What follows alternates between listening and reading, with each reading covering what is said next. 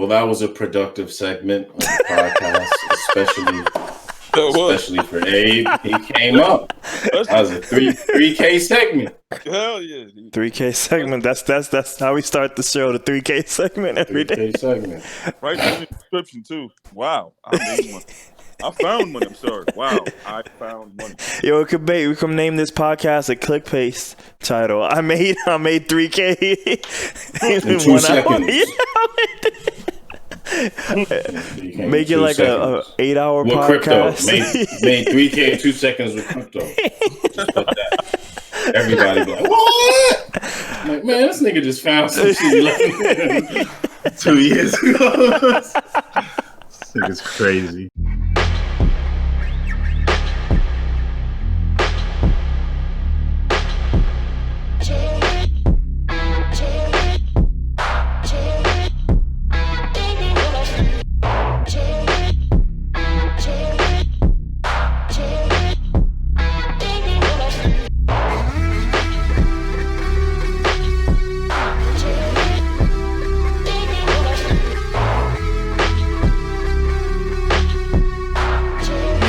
Podcasts and stuff just started. Yeah, my man got the mask. Just like Baron Zemo got the mask today. Out here in that crime buffet, Matador. Only the rich need apply, no room for poor.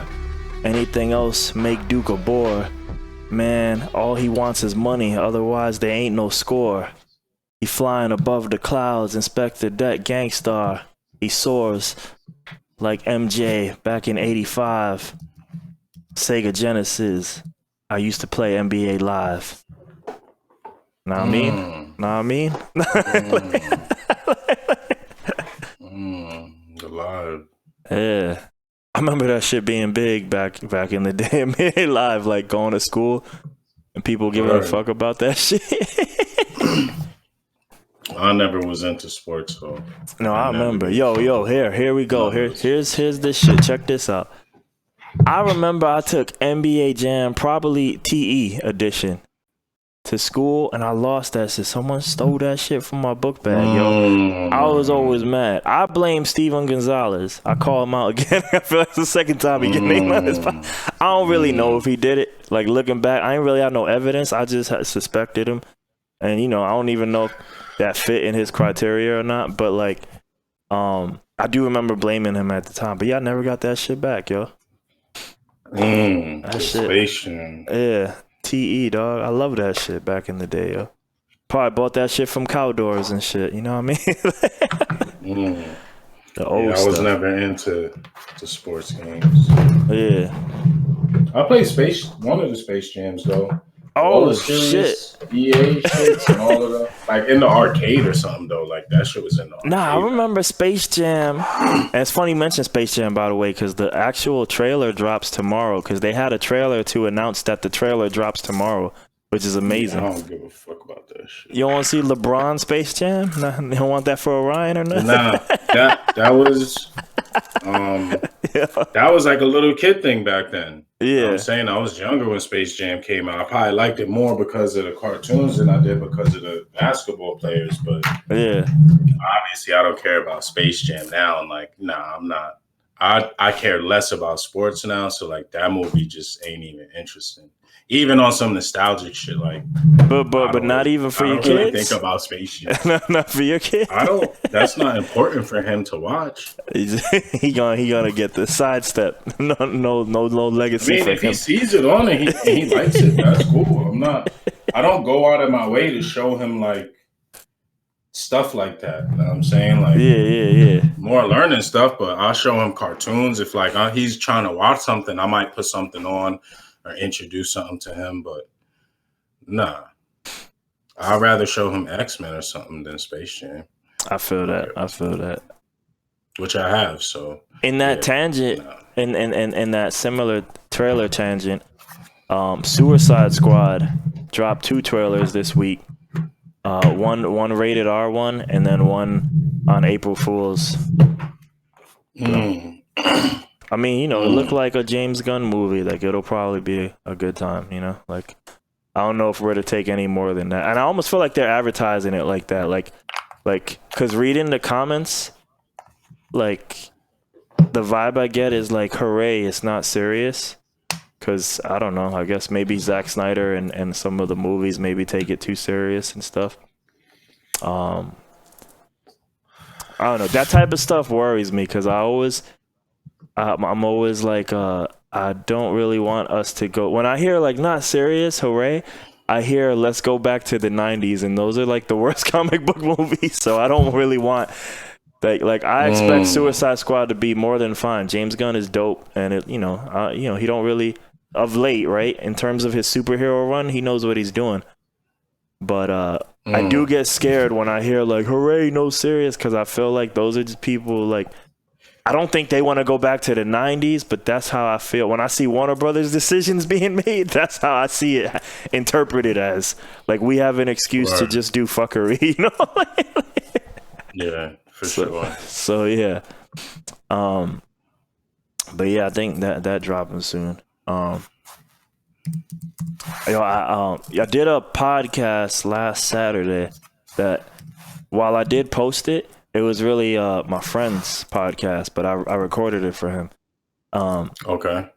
But so Duke snuck in there twice, right? He snuck in the pod because we were doing it here, so anyone can join, you know. And he asked the NFT question, so it looked like he got VI's NFTs on Variable, right? But because Duke came in there, VI? Yeah.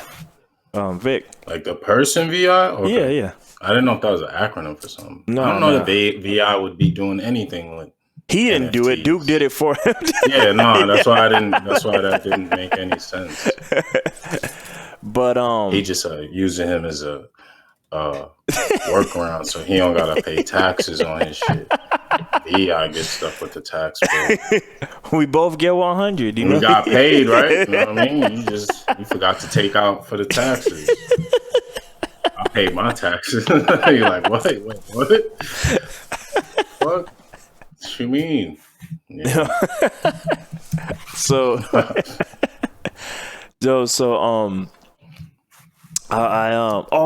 ended up telling the story, or at least I don't know if it's the story, but like what I remember, how I met Duke and that side of the crew, you know.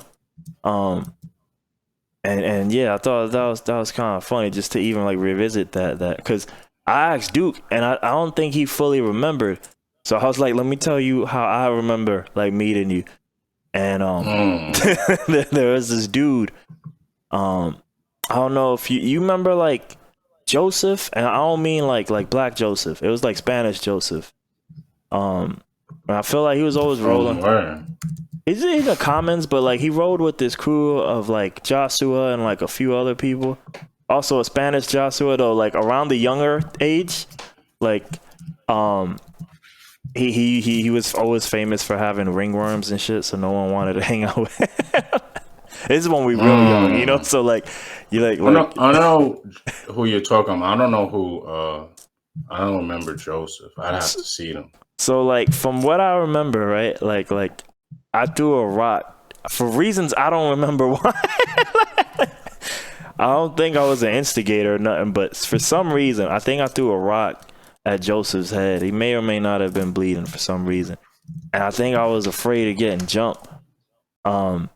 So I think I just stayed inside for a really long ass time. And then like I almost feel like that kind of like in my head, the way I interpreted that is like I kind of just skipped out on a bunch of people in terms of my age group. And then I ended up hanging out like when I went to the playground again, I just remember seeing Duke and some of his people, and I feel like that's how I fell into that path, you know, like into the Duke friendosphere, you know. Okay. So yeah, that was just like a funny throwback. Yeah, I don't know if I remember Joseph, but I'm sure if I saw them. Yeah, if you saw them, but it's not like them. People we hung out with at all. It's just people I know that for for sure. Yeah. Definitely I ain't hang out with them. Yeah. I would have remembered them more, but yeah. It was always, even going back to being that young, it was kind of the group of people in that wannabe gangster side, you know? Going all the way back to being that young. But yeah. Yeah. I was trying to think when we met, but I don't I remember remember. some people tried to jump me, and I think Elliot was there, but I was like already outside. Now I wasn't like running or anything, but they were from the Commons. But Elliot was there for some reason and was like, nah, they cool. I don't remember. I don't even remember who the group of people were. But this was a long time ago. I almost feel like, unless I'm confusing the story with another, I feel like there might have been a time, I don't know if it was you or someone, where I feel like Duke and Leon had a team up. I don't know if that was you or someone else, but I do feel like someone was getting jumped that I knew, and I think Duke and Leon teamed up. Like I wasn't there or something. Yeah, I don't know. Maybe it was Raul or something, you know, because I feel like he would always get into weird nothing trouble. ever happened, so yeah. No, definitely wasn't that. It was some people I didn't show, but I remember Elliot being there. But yeah, old days. Now I'm a nuclear threat. You better, yeah. Not that I'm invincible, but yeah. I don't have no tolerance for none of that type of shit. Definitely not in Texas. You be in the backyard real quick. I'm not. Yo, I'm getting close to like really getting the property and the farm, and people keep thinking I'm drunk. I don't care about saying it because it's my property. Don't come there. It shouldn't be no reason for nobody to be there anyway. It's so far out the way. If you come there for shenanigans, I'm living out dark fantasies if I get the chance to. And I'll never see you again, ever. I'm going to live out a horror movie. I swear. So say we all.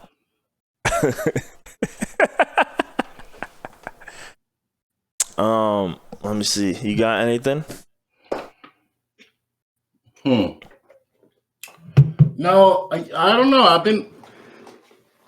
Lately, I just been like, man, everything's so dumb. I don't even want to pay attention to this shit. It's just like the news, like everything's so fucking retarded and don't make sense or bad. It's just like I don't even care about like certain shit anymore. Like I still read the news and I see headlines, so I get a gist of what's going on. But it's just like, I mean, no. But I was thinking about what the fuck was I watching? I was gonna say real quick while you think of that. I was gonna say like sometimes I'll be thinking for me like, man, that's the way to be because I probably consume too much. You know what I mean? But I do like consuming. I do enjoy. Yeah, but I feel like I do it too much at maybe the cost. I think that's the thing goals. that you like most. Yeah. I probably even more than like making music. Like you talk about stuff that you watch more than you talk about making music. Yeah. Especially if like a music, maybe because I don't know music, but you definitely you like you said, like observing the arts and looking at it and like seeing how people do stuff. It's not just like watching it the way normal people. I mean, I guess it is, but you be looking at it a different way. Like you be looking at it like you want to be a movie, like you a movie maker or something, and like, oh, why they do this scene and that didn't mean nothing. And I mean, I guess everyone looks at movies and analyzes them, but yeah, you're definitely a little bit more than like a casual fan of like the entertainment arts, I guess. Sometimes I do wonder, like, man, I ain't find my place. You know, like you know, the path to finding your place and whatever it is a thing. You know, like maybe making music isn't my final spot. Maybe it's some other shit. You know, I don't know what that is yet. But I mean, like, man, because I was going through some of this theory stuff, man. Like I'm telling you, with the ears, and man, yo, like, you know, I'm looking at this shit and it just feel like, yo, man, this is. If right now I feel like it feels like a brick wall. Like I keep trying to figure out. I tried something, it don't work, and I'm like, man, I still can't hear this shit that I'm trying to learn. You know, like stuff in the course. You know, just trying to crack the code of this theory stuff. You know, but I'm like at the same time, I'm like, yo, but all these other people can do this shit in some way or a fashion. You know, I don't know if maybe this is the wrong fashion for me, but it's just like. It is doable. It's like mad evidence of people using these things. So it's just like, how can I use it too? You know what I mean? Like, yeah. Yeah. I forgot what I was Well, you I said watched. yeah, I was gonna say there was a show. It was no, it wasn't a show. I don't know if I saw something or maybe it was even something at work, but it was today I was thinking about It was Salty Bets. it might because it is game related. So it might have been something gaming that I was watching. And it's funny because it has to do with sports. But do you think I was wondering like as video games, damn, I wish I could remember what made me think of this, but as video games get more like, could you see like in a distant future where like not maybe that distant, but where AR and VR are more crazy and gaming systems are just more crazy. There's already esports, but I wonder if like will sports fully transition to digital? Even like some of the physical components. I know what it was. I watched this commercial. It's on YouTube a lot. You probably seen it. It's some game rig with a vest, and it's a dude playing Call of Duty, but you're like hooked into you like in a vest, and it's like a platform that looks like you could run in place and back and crouch. You could move like full 360. You could spin, but it's meant for AR VR. So you got like a headset and some controls, and you see the dude. He's running like you have to run to like you have to actually do the physical stuff. So I was like, well, that's not like the Wii and stuff. But I was like, like it'd be funny if games got so advanced that like they were like that, but now that they're so imagine people playing 2K on something like that where it's like not quite playing basketball, but it's still like physical. You're doing the motions and you still kind of need to be like good physically with your body because it's no longer just pushing buttons. Yeah, I would imagine the skills is going to now translate into how you're actually moving and doing shit. But like, imagine a fighting game. Like, what if fighting became like digital fighting? Like dudes, you know what I'm saying? And like, that became more big, and over time, like, I don't know, maybe we just looked at like the athleticism of athletes, like, became less important as sports transition digitally, and maybe you didn't need as much physical capabilities, or like the physical side of it was changed a lot. What if NASCAR just became video games? Yeah, like, but the games are also more realistic, so that like even something like that, like this, like it's more close to simulating actually driving in a race car, whatever that looks like. You know what I'm saying? Whatever advancements you want to fantasize about. But yeah, it was just a thought I had. That Duke said the movie last week. What's that Spielberg movie? Ready Player One. Yeah. That's what that came to mind. There's movies where people's like play games, like that. But they don't talk about like anything else in society, right? Like, did they mention did people still watch sports? Nah, it's about like being poor and shit. I'm trying to make it up, the grind. Yeah. Like, what would the implications of something like that actually be in real society? Not just looking at the play. You know what I'm saying? Like, yeah. I think I saw that video you talking. I saw world stuff. It was he was playing some first person shooter game, had this shit on his face. It's on YouTube a lot. It's like they play this shit on YouTube all the time as an ad. He's running. He's throwing a grenade. You see him shooting. It's green, right? It's green. Yeah. It's like a vest on his body. He like got the goggles on a little. It's like a little circle he running on. Yeah, he could go either way. He could run around. He could duck. You could spin. Yeah, it looked kind of hot. It looked super like it probably not gonna be that hot, but the concept is just like, what is that gonna be 30 years from now? Yeah, they got time. It's gonna get better. You don't got like some type of mic, dude? Cause the speaker you fading in and out, like your voice. I ain't gonna be on it too long either. I gotta go do the stuff with my girl. Yeah. But nah. They told me that you selling NFTs under VI's name so you could avoid taxes. Nah. It's actually in my name. He's just making all the pictures. Oh, he's your. I see. Yeah, we split 50-50, so if something happens, If something happens, I get 100. So we doing 50. Like, wait, what? So How's that work? you pay 100% of the taxes. I get 100% of the funds. You sold any of them yet? we only put up one. That shit is real easy to Put up. Yeah. I told you. I didn't know that. That's why I was calling you that one time, and then I was like, man, what the fuck am I calling this guy? I know what to do. I just did it. All you do is scan your wallet to it's on your screen.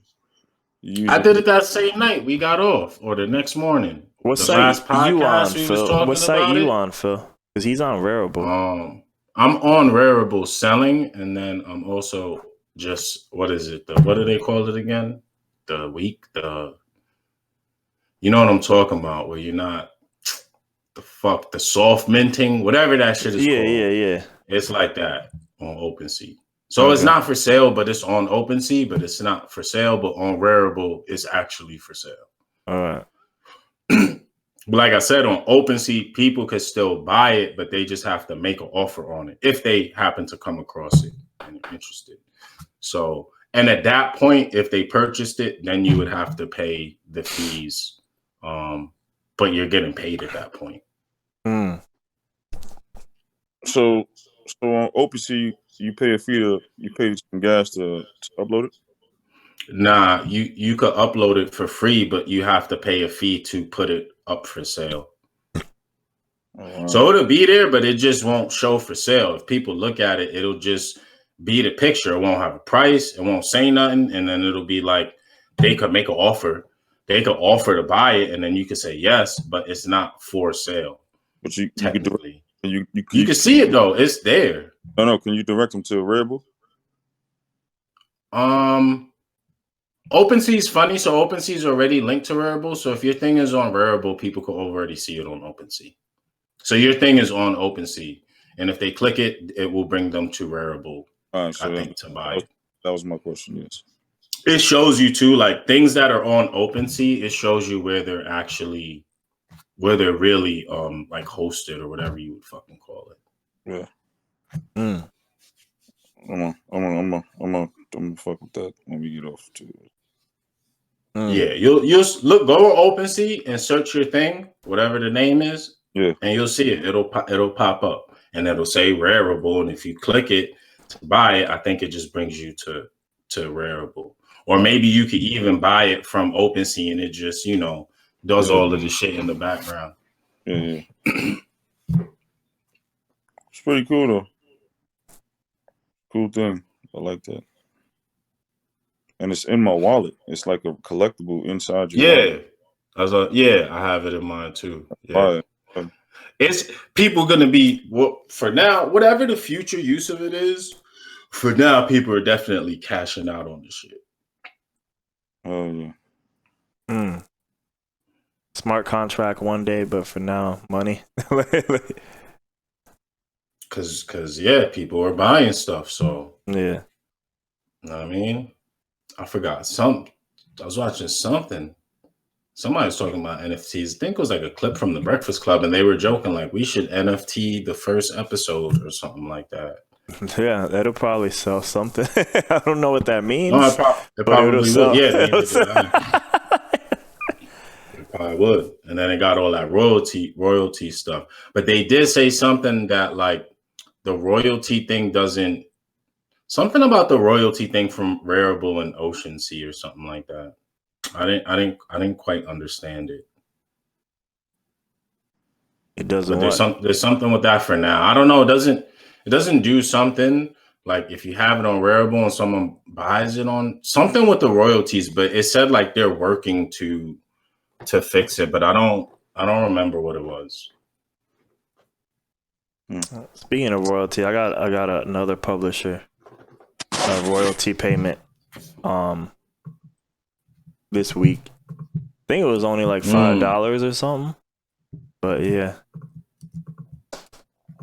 Duke, you be getting payments? What's your payments be like? I'm getting a couple payments. Made a couple Mm. I ain't really hear that, but Yeah, you see how it all we getting good. Yeah. it's like I said I made a couple $100 on a royalty tip. But you say you don't have any publishing, right? You only registered, right, as a writer, right? I got the BMI publishing. Yeah. And I got the distro. But so distro is your distributor. BMI is your like. Oh, how are you registered as BMI? Through my name. Yeah, so you registered as an artist, right? Or did you sign up twice for one as an artist and one as a publisher? I did both. You have to pay for the publisher, I believe. Did you do that? Yes. All right. It's not free. It's like 150, 160, some shit like that. Do you have any outside the American territory or not? Because BMI only covers America, as far as I know. Only did BMI, and I didn't look that far. Like you don't have no other admins, right? Nah, I just did BMI. That's about it. I didn't do anything other admins. Yeah. That was just from people like streaming your shit. Streams, cause I own these niggas' music, so it's not the, not hit, but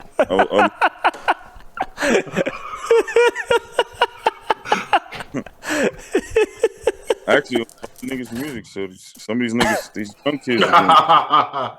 young kids are getting they get some numbers, yeah.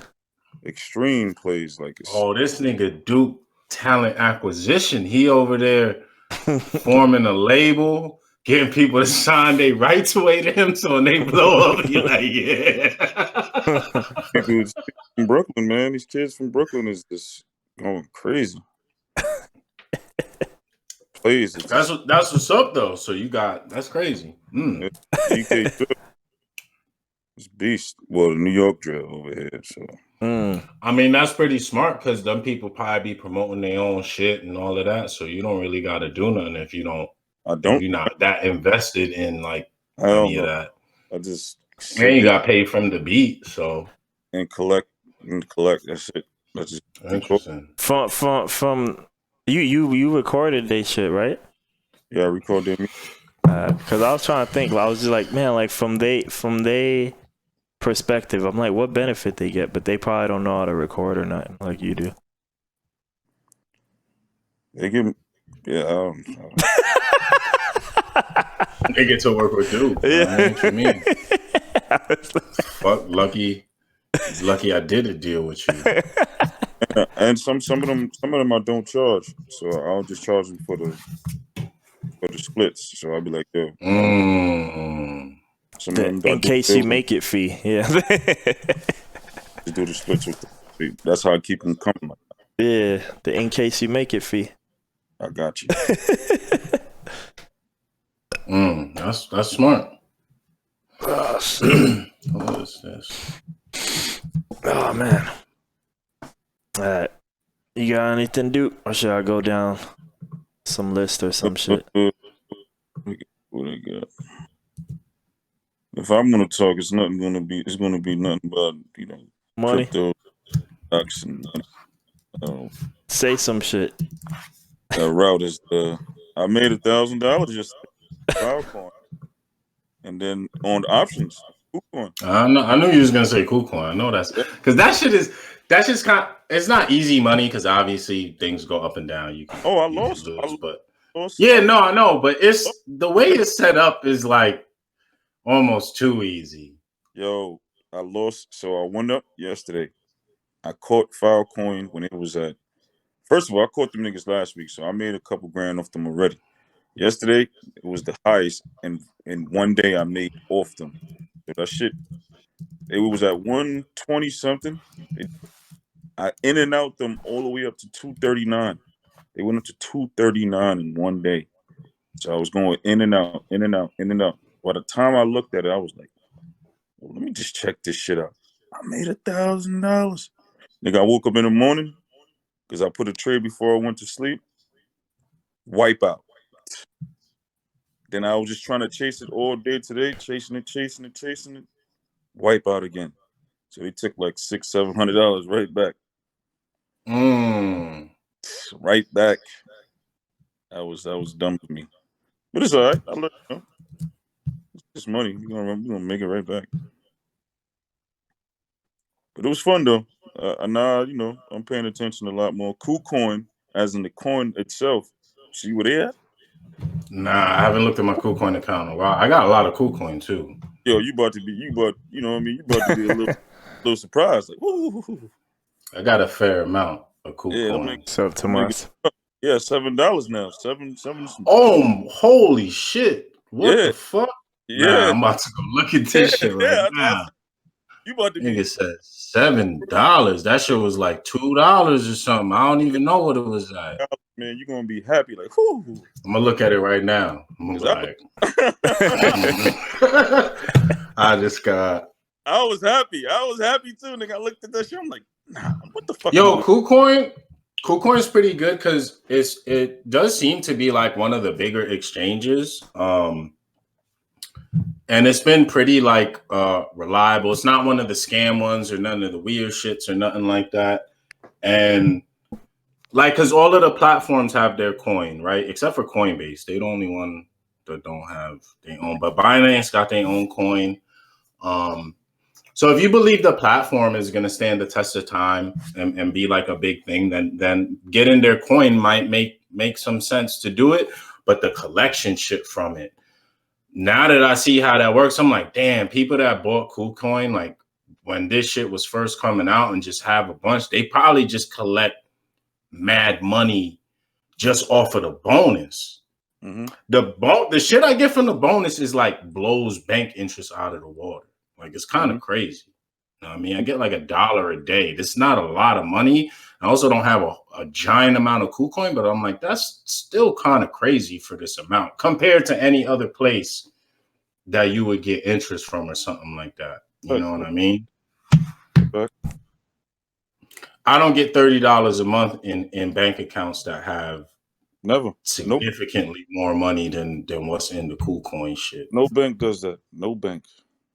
Basically don't get nothing, essentially. Shit is fucking retarded. It is. It's dumb.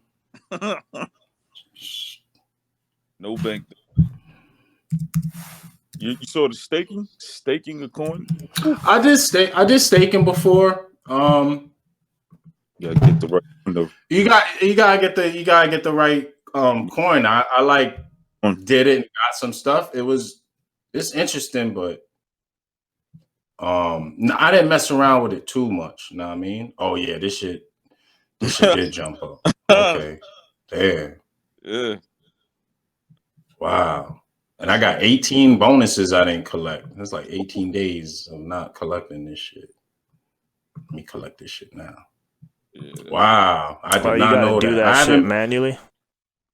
Yeah, you gotta manually save it to your wallet. But look, see, $1.50 one day, $1.43, $1.22, $1.15, $1.08, $1.09, $1.18, $1.56, $1.36. This is just like every day. I ain't get up there.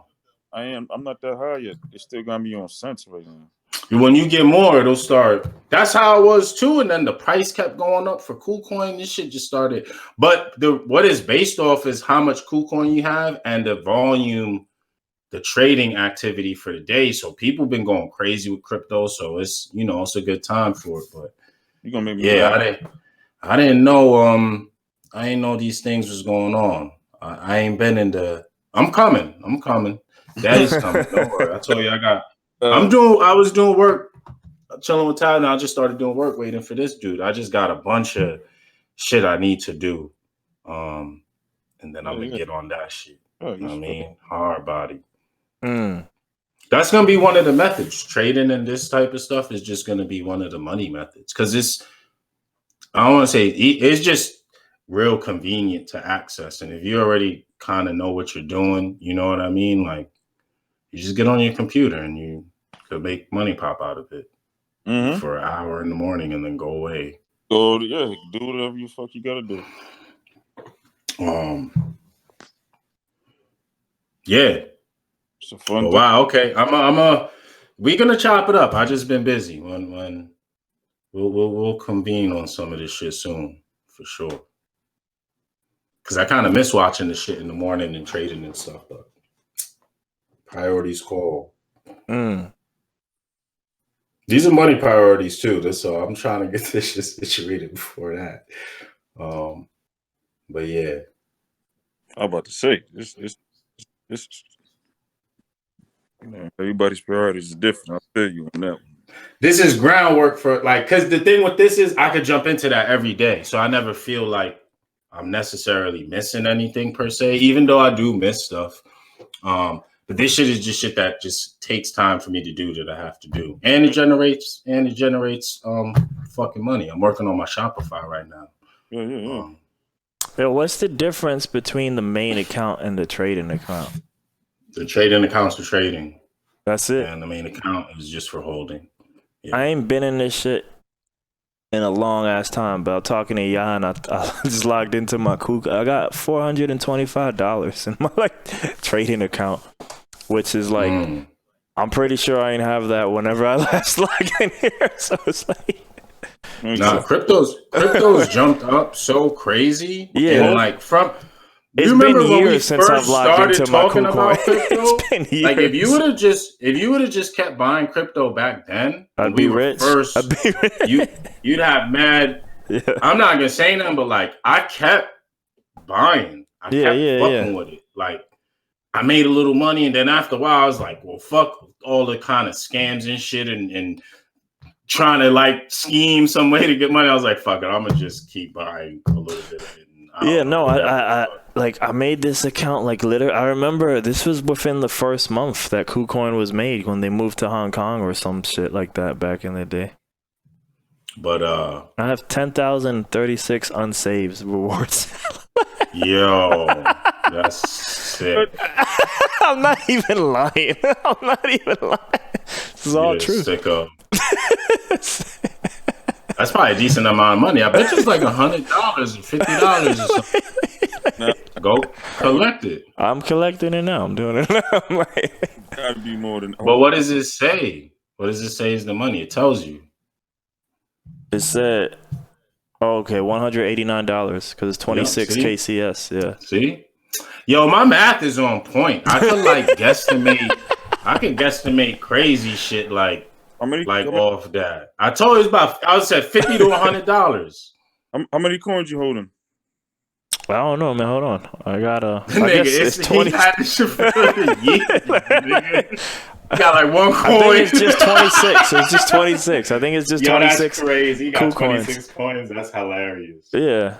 Because it was around the time I was ready to give up, and we talked about KuCoin, and you explained how it works, and it was like, this looked like something I could just dump the rest of the money in and then move on with my life, and it would grow. So like,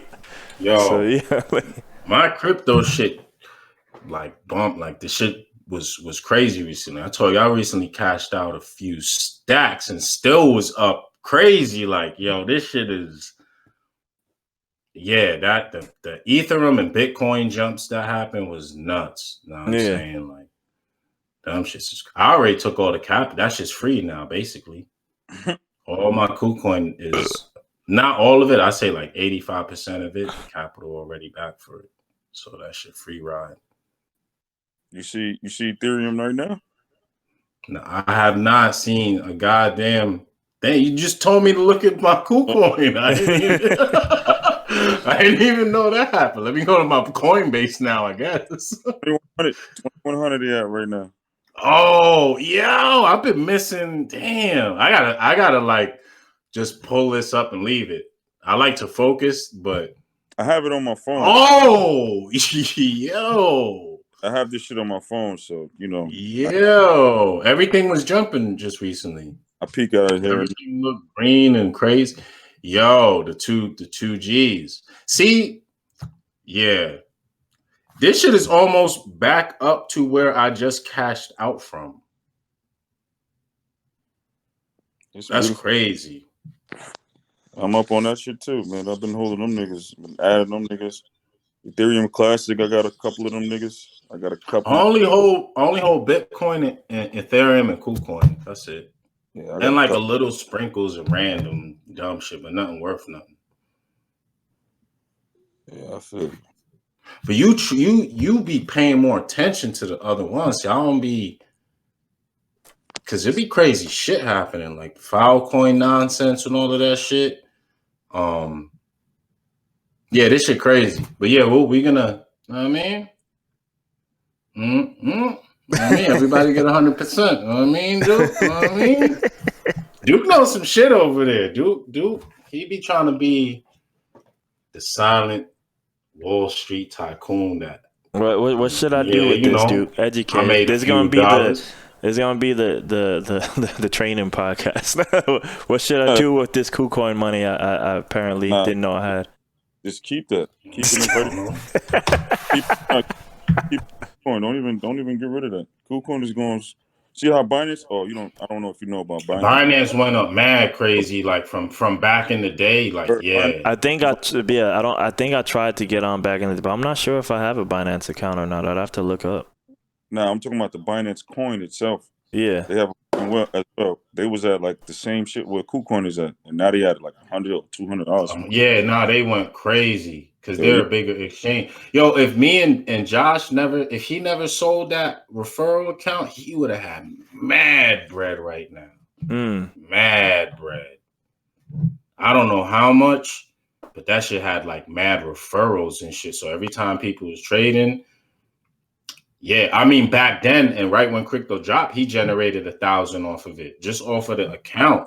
So I'm like, damn, nowadays, like, I don't know. I told him to hold on to it, but that was like right after crypto hit Bitcoin hit 19,000, and then it came all the way back down, and then all of the buzz kind of faded and all of that type shit. So I was just like, all right. But during that time is when I kept buying this shit. Fuck it. Let's get a little bit here, a little bit there. KuCoin. I thought they had a margin. They don't got a margin. They had a margin, that would have been easy. Yeah, that'd be sick. But very well though. Thank you for the crypto updates. Yeah, no, I had no idea. Things are getting crazy. You know me, I gotta pay attention to this. Yeah. I like. I'm about to just hit you up when I need to catch up on finance news. Man, yo, what's going on? I've been learning a lot about markets and crypto. Yeah. Now you be paying attention to shit. You be telling me. I'm mad about the GameStop thing because that's actually something that you text me about with the chart. The shit was at $50 or something. I remember the day you was like, "Oh, GameStop going up." Da da da da. I was like, "Oh shit!" And right after that is when that shit went ballistic. That would have been an end game for all of us right now. That was an end game. Oh, we've been millionaires. Yeah, nah, for real. Yeah, that's a fact. No exaggeration, though. No exaggeration.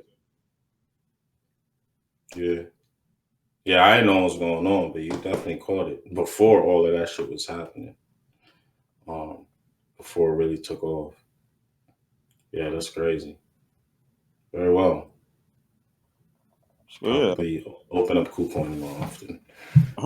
I normally do. It's just in the last two. Normally I open up all of this shit every day, but it's just like in the last few weeks I just haven't. You don't have it on your phone? You don't have an app? I don't know. I do have it on my phone, but I don't use it because I'm at my computer all day for work. So I usually just check shit while I'm sitting here. But I got that on there, and I got the Coinbase wallet, and that's it. Yeah, that's how I really be up. I literally just walk around if I'm doing something in the store. You know, when you order some food or something, you just take a little peek at your phone. I see what's going on, and I continue my day. Make a quick trade, just make a quick option call, go upstairs, see if I made $2, $4, $50 walking back up home. Just a little 5-minute walk upstairs, I can make $50. Why not? You know, the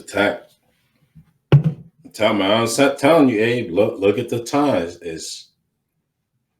Shit is crazy. I was checking my Binance. Took forever to log in there, but I don't got nothing in there. You still have you grandfathered in. Yeah, I'm my OG, dude. I just didn't take anything seriously. That's what grandfathered in because they don't work in the United States anymore. So if you have your account, if you look at still Bitcoin Chris, your man, he be saying all the grandfathers in there. You're the real MVP. He be saying all that shit all the time. I was logging into Huobi now. I don't even know how you say this one. If I can figure out. Finance, you the man for that. I'm the man. I got nothing in Binance. I'm the man for that. And for holding that, because if you can get it. If you still have it, you can trade it. I was just in there. There's nothing in my wallet though. I was looking at it. It's like you're the real man for that. You God for that. That shit is hard to get. Like you can't get it no more. So how do I? Now I gotta figure out Huobi. That was one of the last things I ever did. Was doing some. There was a coin that only traded on Huobi. Years ago. I mean, now almost, everything's popular now and shit, but all right, let's figure this one out. Huobi? Yeah, Huobi. Huobi Global. It is years ago, now it's a lot more things are accessible now. But what the fucking verifications, Jesus. Shit. This looks like getting hacked, so they gotta. Oh yeah. Damn, this look like trader land right here.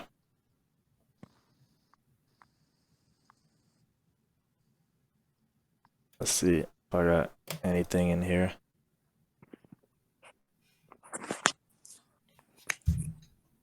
Nigga had 10,000. 10,000. Yeah, that's sick. You're psycho. You're fucking psychopath. Imagine if you would have put like $2,000-$3,000 and you'd have been making like all of like Sunfield had. He would have just looked in right now and be like, yo.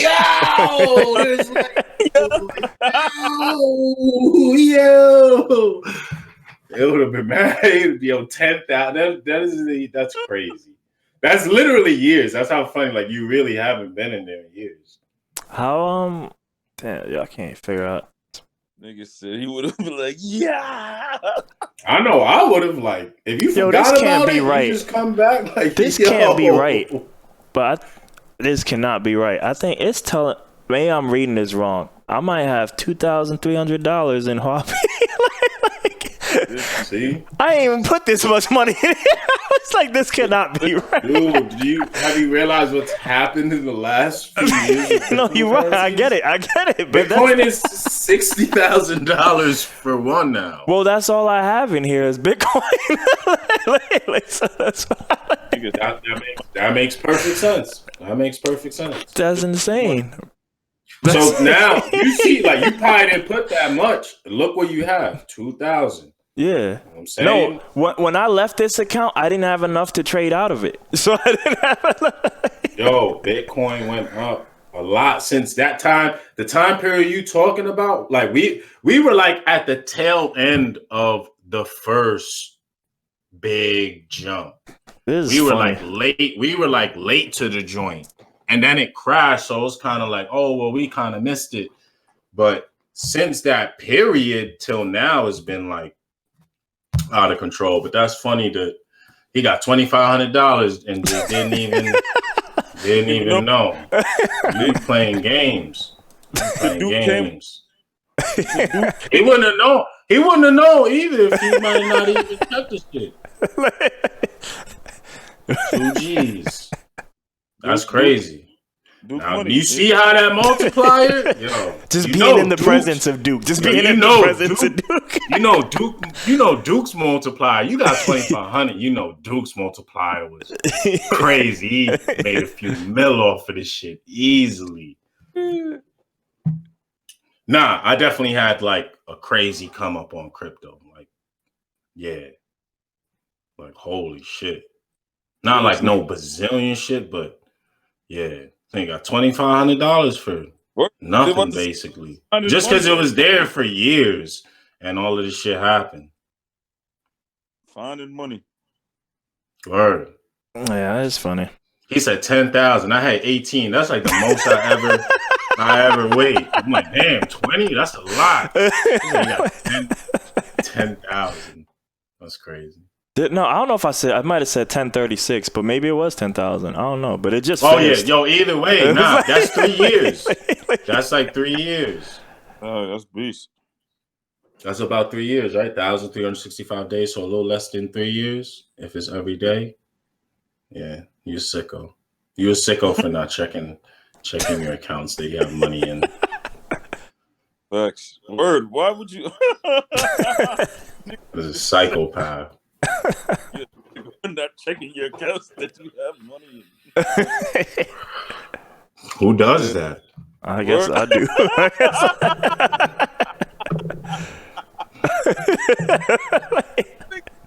That's how I know y'all niggas is getting too. That's why I hate. I ain't worried about that shit, nigga. That's wild. Account, you know what I mean? You know people like that? I be checking my shit just to make sure the shit there sometimes. It's every week. Make sure the bank ain't fucking up. Know what I mean? So you know what's funny? So I got 2,300-ish in Huawei. And I got. He about to get that new computer. He about to load. You know what's funny? I could actually do that. That's fucked up. That's fucked up. Like, I'm not gonna do that. Hell no. It's free money. I said that as a joke, but yeah, and I got 500 in KuCoin. I think I got 0 on Binance. I don't know if I ever even traded. I think I just made this account for. Do you have Coinbase? Yeah, I got Coinbase, but there's nothing in there. It's $120. Wait, let's check it today. Maybe it's like 400,000. It's not 400,000 because I've actually checked. It's probably like 140 or something. Something like that. Let's see. But no, I was gonna say. Well, what were you gonna say? No, go ahead. There's 126 in Coinbase because that one I just kind of do the same thing you do. I just dump all the free coins. I just put it in Bitcoin. You know. You should get somebody at work showed. Damn, I need to go click on that shit. I forgot. They sent the link. It's a cash back card, but it's crypto instead. You get Bitcoin cash back. Because what I do now, I have a 2% cash back credit card. Yeah, I have that too. The Spark. I don't know if you use Spark something else. I have that for business, but I have different one for you. A different joint for. It's not a business card. It's just a regular thing. But I got that one too. But they do this. They have the same thing. But like I told you, I don't ever carry a bill over. I always pay my bill. So I just get paid to use my card. I essentially just get 2% to buy things, a discount. Yeah. But this shit is crypto. So I'm like, yo, now if I would have been doing that shit just like for these years and just getting Bitcoin or something, that shit would have been mad beast. Crazy interest. Yeah. I was going to say the Duke. The Brave browser, and I already told you, I had that shit. Oh, I don't even leave it open. It's only when I do certain things and I be in Brave, sometimes I leave it open. But same thing like Abe, like when I loop my music. Whenever Coinbase came out with the Brave quiz is when I signed up for it to get the bonus. And then I just was using it since then. But kind of like you, I just left it and I checked it though. But I told you I just cashed out for $250 the other day. Yeah. I just took that shit out. And then there's a browser extension called Lolly. It's like honey, but you get KuCoin. You get Bitcoin back. Nah, that was like a slip of the tongue. You get Bitcoin back. So I did buy a few things with it. And originally the cash back I had, it was like $10 or something small. But because Bitcoin went up so much, it ended up being like $150. And I cashed out of that shit too. But get Lolly too. It's for certain stores, but if you use it, you get a little it's just called Lolly. You know I mean? Like a lollipop. LOL. But that one you can put on anything, right? Not just Brave, or is it just for Brave? No, I think it's a Google extension. I'm not sure all the things. I use it on Google, but it's not for Brave. Nah, it has nothing to do with Brave. Brave is just Lolly's just a browser extension. Yeah. No, but what I was gonna say on the whole thing, it was just like I do remember how these accounts got made. And like I said, I guess it's 25 split between two accounts, or wait, not 20, but maybe like 27 split between two accounts. And this was kind of like just $1,000, and I won some and I lost some too, you know?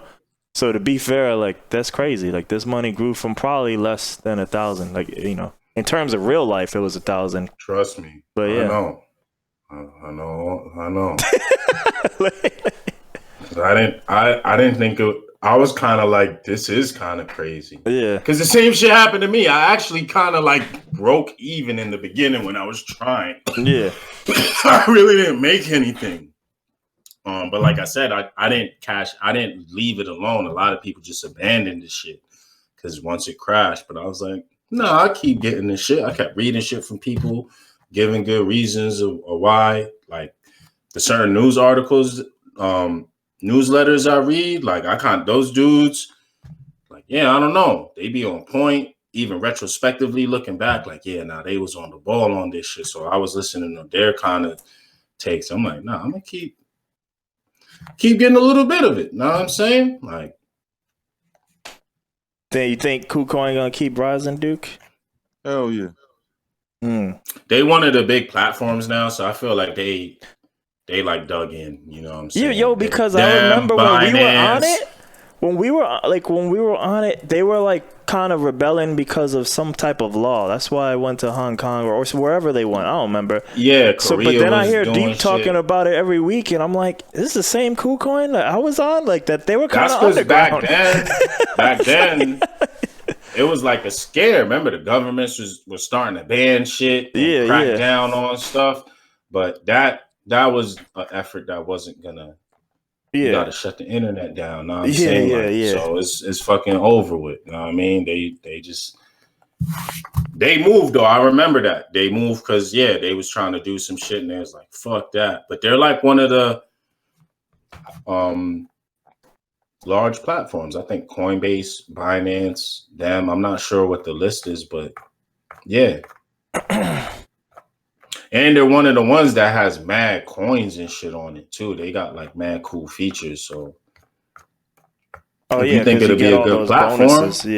If you think crypto's sticking around and they're like going to be a platform that like, you know, is major, obviously not necessarily here in the US. It's probably Coinbase for us, but you know, then KuCoin's probably a good place.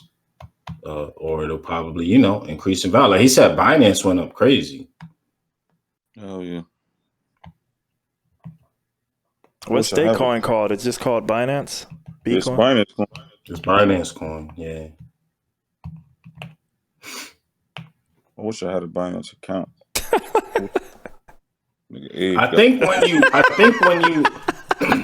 I think I still don't got a clubhouse, so don't worry.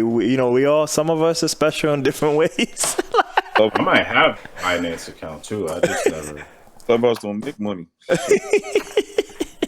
that. Binance. I think too, when you hold KuCoin and you hold Binance, I'm not sure about this, but I feel like you get a discount on transaction fees. But I might be making that up. What? I feel like I remember that too. I feel like that was like the incentive for having them in the beginning. And you got paid. I think Binance I don't know if Binance works like KuCoin, but like, and then KuCoin, by holding it, you get a piece of the transaction fees from all of the trading volume for the day. Yeah. This nigga found money. A decent amount of money too. Decent, right? 3K just sitting around. That's you messing around, eh? Found this shit like, oh shit, I have this?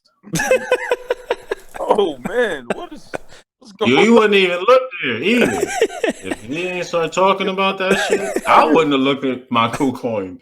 I would have looked at eventually you wouldn't have looked at your shit at all though. Nigga would have came back 10 years from now, like looking sound like word, like yo, I've been what the fuck? What I've been doing? Why didn't I? Y'all, I'm mad. The dude Espino, when we was in the military, this was when you could mine this shit on your computer. This is before the shit blew up, all of that. 2012, 13. You know what I'm saying? It was known, but I remember he was mining. We had no idea what this shit was. I literally didn't know what it was, like, at all, like what a cryptocurrency was. But he was kind of telling me about it, and he was mining it on his computer. But I'm like, yo, if we had paid attention to it at that point, like, that shit would have been crazy. Hell yeah. Hell yeah. I'm mining a couple coins right now on my phone. They got wow. What coins you mining? He revealed he's mining coins now. Oh my god. What coins you mining? I sent it to y'all, man. Duke coins. It's a couple coins it's not public yet, so not public. Couple coins that ain't, you know, tokenized. He they tokenized ain't ICO yet, know what I mean? Tokenized some of them Brooklyn rappers, you know. There's a couple of Harvard students is making coins. They got a whole bunch of people that's, you know, making coins, and you could get in before they ICO essentially. Yeah, before the ICO, so I can see what. Wow! Oh, he's an angel investor for crypto. Wow, he's in the private crypto market. A couple people I've been following, and you know, this is. I got you, girl. I'm coming in the field. I got you in the field. Only 5 more minutes. 5 more minutes. I'm done. Yeah, 5 more minutes. All right. Yeah. Very well. Well, that was a productive segment of the podcast, especially for Abe. He came up. That was a 3K segment. Hell yeah. 3K segment. That's how we start the show. The 3K segment every day. 3K segment.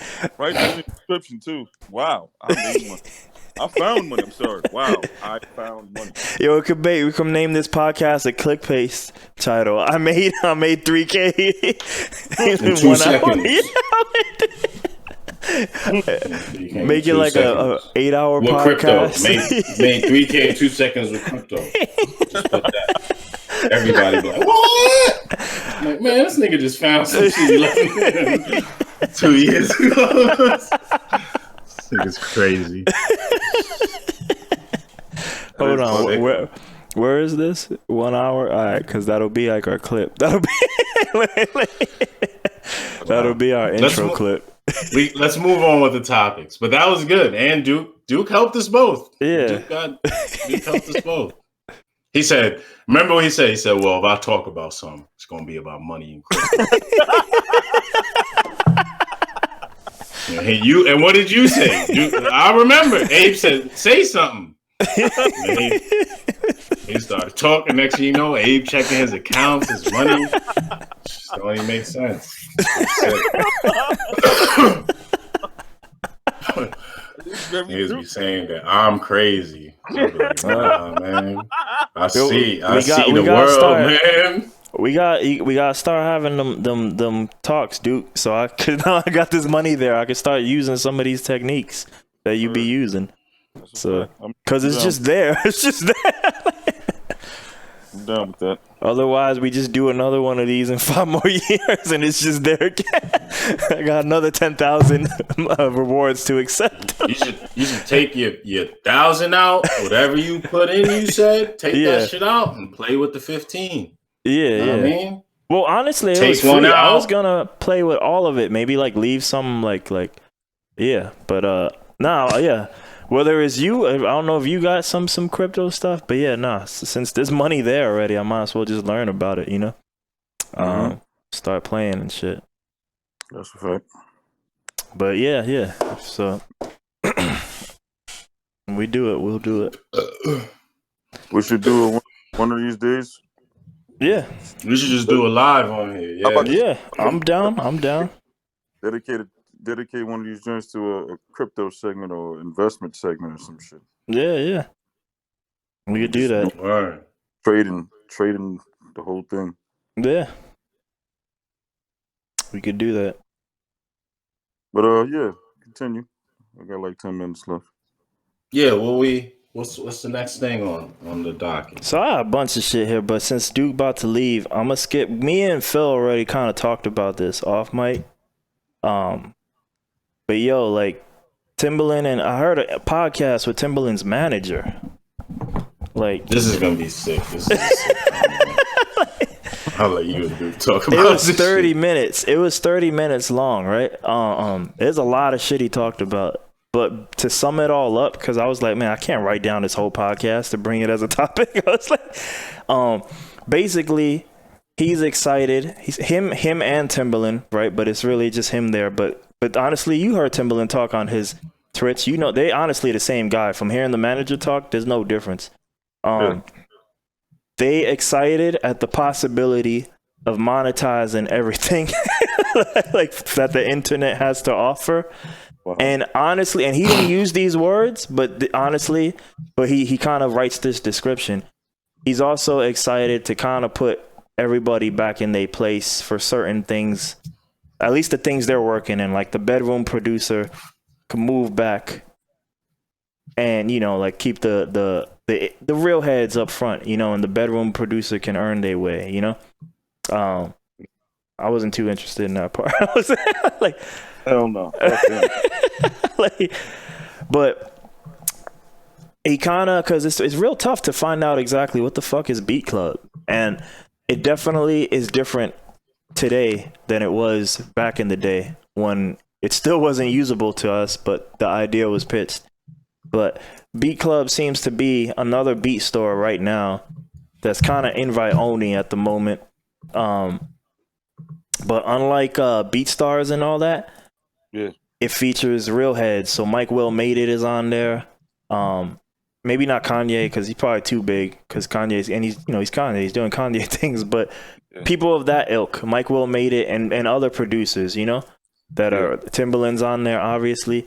And I think he said it came from an example because he put one thing on Splice and he didn't like the fact that Splice was royalty free. He wanted to figure out how to do this while doing publishing because he don't even want to give out samples and shit. But on his page, he was saying in the Beat Club, the landing page, the Discover page is all real heads. It's Mike Will Made It. He wanted, like, you know, that's the only name I remember, so I'm gonna keep saying Mike Will. But it's all famous industry people. And then if you go to page 2, 3, 4, then you see all the bedroom guys. And if they nice enough, maybe they earn their way to the top, whatever. But yeah, basically, and that app is already kind of floating in the industry. So like other people in the industry are already using it to just find beats. Like, yo, I want an R&B type 80s vibe. And they look and they see what's on there. But instead of getting it from random dude like you do in the normal spot, you get it from a real head, you know? That's fire. That's dope. So yeah, he doing that. And like when I say monetize everything, you know, Timbaland the pop guy at this point, you know, so he got everybody. And they was talking about like singer-songwriters that they hire, you know, to write their songs. And they were like, the singer-songwriters were saying, yo, we got thousands of demos. We could even sell these demos as you know, as songs, and if people want to buy maybe like a part of it to use in their song, like, yo, this, because they were saying sometimes they make a demo of a song, but maybe they only use verse 1 and 2 and 3 are just there. They were saying like, yo, well, with this shit though, maybe we could sell verse 2 and 3 because no one bought that shit, you know? Yeah. And then the way it works, if you buy that verse or if you buy a beat or whatever, the artist or whoever you buying it from, they get kind of the notification on their phone or whatever, and then you can agree to the split right on the spot, like 25, 30, whatever it is, you know what I mean? That's fine. So yeah, that was kind of some of the stuff they talking about. But if you hear him talk about on a macro level, it's definitely monetizing everything the internet has to offer that was free, like trying to get rid of all the free and you know, it seemed like a big gatekeeper-ish too, you know, trying to restore the gates because the floodgates are open. So he definitely talks about that stuff carefully. He's like, I don't want to mean any disrespect to the bedroom producer or the independents, but you can definitely tell, like, he trying to write the order, you know? Yeah. So, but that was some of the stuff I heard. Let me see what I wrote. I wrote a whole damn paragraph, but But let me see. But yeah, I pretty much said everything what I said. But that was they shit. So it was interesting to hear him talk though, because he ain't hiding it. Like Tim talk, you can kind of hide it in Tim because you can get blinded by Tim because he's Tim. But yeah. I don't like the blocking. I don't like the gatekeep part, but everything else is fine. Yeah. Gatekeep part. I mean, why you gonna block the little dudes? Because all the other apps have the little dudes on there already. So they just kind of wanted the convenience of those apps. Yeah. All pros. This is like NBA. Basically. Minor leagues. Yeah. What is it, AA? Yeah. A AA league or D league or whatever league y'all in. Yeah. And y'all can go on page 2 and 3. But that's cool. So yeah, that's what they working on over there. Definitely hearing Tim. I heard another Timbaland rant earlier this week, but definitely the way he approached the world now is definitely music's an ends to a mean, and if that shit don't make money, it's definitely not in his interest at all. The way he talked. when you watch that shit on you get it right away. Yeah. Yo, does it off the rip like. Yeah. It's gotta be gold. You know what he wrote? I wrote this down too. You know what he started doing this week? He started doing a Twitch thing. Sometimes when people do stuff, the streamer does something. Anytime somebody gifts a stub, he got a beat that he plays and he starts singing. And the guy tells him, "Who was it? DukeMoney? DukeMoney gifted the sub. DukeMoney gifted the sub." And I was like, yo, really? Yo, Timbaland out here dancing for $20, $30. Preach it, yes, Lord. So he gave him. No. Yeah, gifted a sub. I was like, wow, Timbaland out here dancing for tips. Let's go.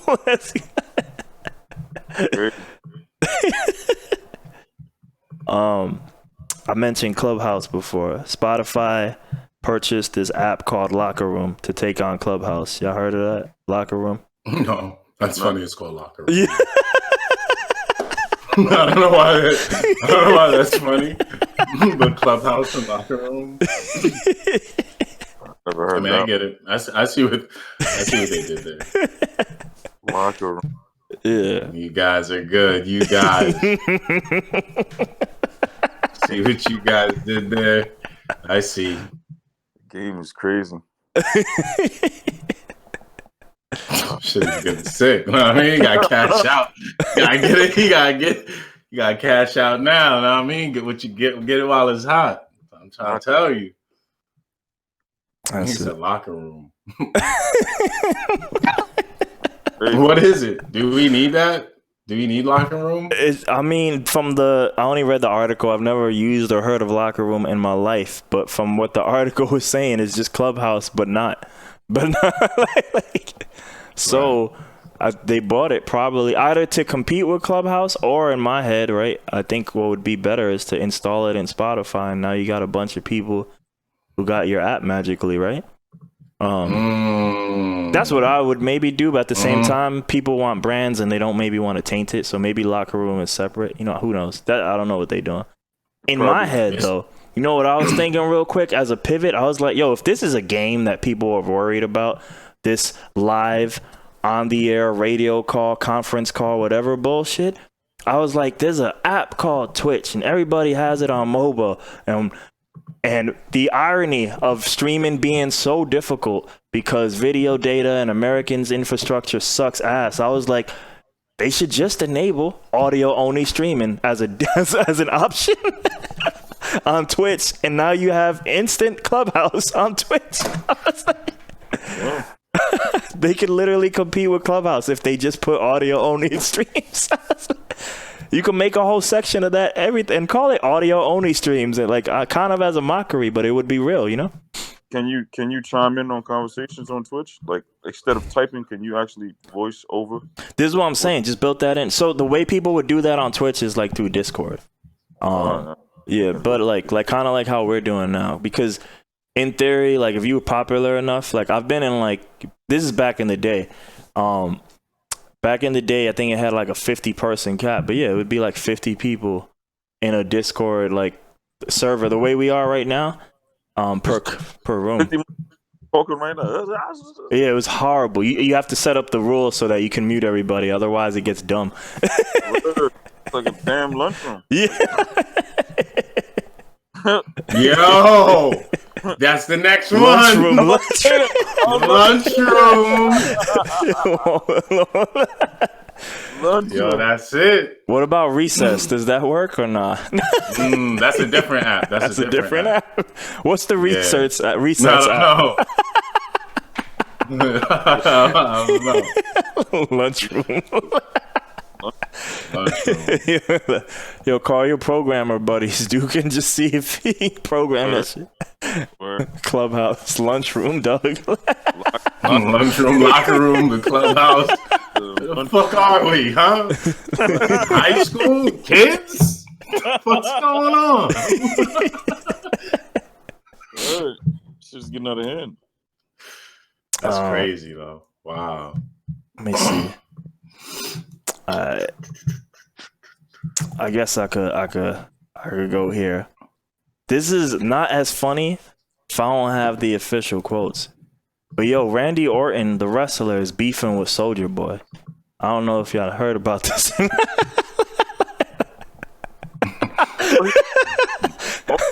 thought he was no. What's his name that does this shit right here? What you talking about? That's Randy Orton, that one that does this right here? No, it's John Cena. Yeah, he beefing with John Cena the other week. Him too? Let me write him in Google. Let me see what that's like. John Cena. And so John Cena called him a bitch or some shit like that. Nigga, see, that sound like the Randy Orton quotes. Get in my world and all of this stuff. Yeah. But I saw this on World Star. Apparently they've been beefing for like months. It's not even like some hot week shit. It's like a month. Man, I'm serious when he's wrestling in a thong. Let me see if I can find some quotes. Yeah, this was on World Star. He was ranting. He was going crazy. Soulja Boy. WE is a Soulja Boy right here. I don't even understand. WWE scared of me, and Randy Orton pussy. I guess he spells Randy Orton Randy Orton. But I was like, Randy Orton pussy. They big cap. Use somebody else's name for ratings. I knew they was too fake to have me there. I slipped that. I'll slap the shit out, dude. Live. You a bitch, Randy Orton, and I mean that 100% pussy. Break that nigga in half. Randy Orton responded, "My dick taller than you." Wait, I clicked on it. Hold on. What? Oh, it's talking like this. My dick. This is all on Twitter. It's verified accounts. This is my dick taller than you. Weighs more too. Go to bed, you fucking infant. You're welcome for the boost. Go choke on a keyboard. Oh yeah, I didn't hear about the one yet. But on a keyboard? What the fuck kind of keyboard warrior? That's why he called him. Bro, you wear thongs, leather thongs at that. Stop the cap. By the way, every time he says cap, he actually drops the cap emoji with the cap. That's a double cap right there. Stop the cap. My money taller than you. To be real, I think you scared of me. All that talk, I'ma smack the shit out of you. With smack emoji, by the way. Smack. Wow. Yo. Soulja Boy definitely not slapping him. Yo, the Iron Sheik on Twitter. Soulja Brony, bitch. You can go fuck yourself. You have you. Them niggas will pick Soulja Boy up over their head and break him like Bane or some shit like that. Niggas will never see Soulja Boy again. Yo, that nigga fly right through the middle of the ring and fire come out of this shit. They just Oh, Soulja Boy's gone. This is all caps. Soulja Brony, bitch. You can go fuck yourself. You have mosquito balls. This is an Iron Sheik. This is the Iron Sheik. This man is like must be like 60 years old, maybe 70. The Iron Sheik, dude. Yo, the Iron Sheik. Fuck. Dude, man, that nigga gotta be 70 years old. 80, because he was around when my brother, that was my brother's time. Yeah. Soulja Boy gonna get slammed by some wrestler out there causing this wrestling beef. Some big dude just gonna slam him. So yeah, they only had a few.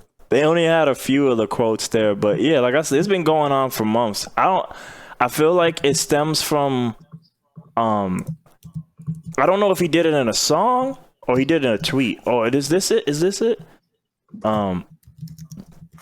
This is just the.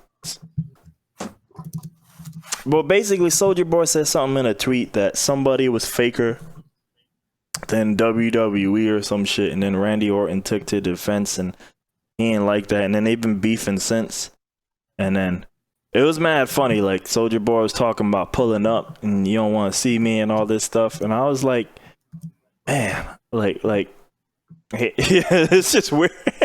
like from seeing the discussion go on, it don't look like I mean I hope Soulja Boy just trolling, but it looked kind of like a display in that like maybe he didn't understand that wrestling is scripted, but people get hurt. Maybe it seemed like he didn't understand that because he's like everybody's fake, and I guess Randy taking that a bit too serious and going after him, you know.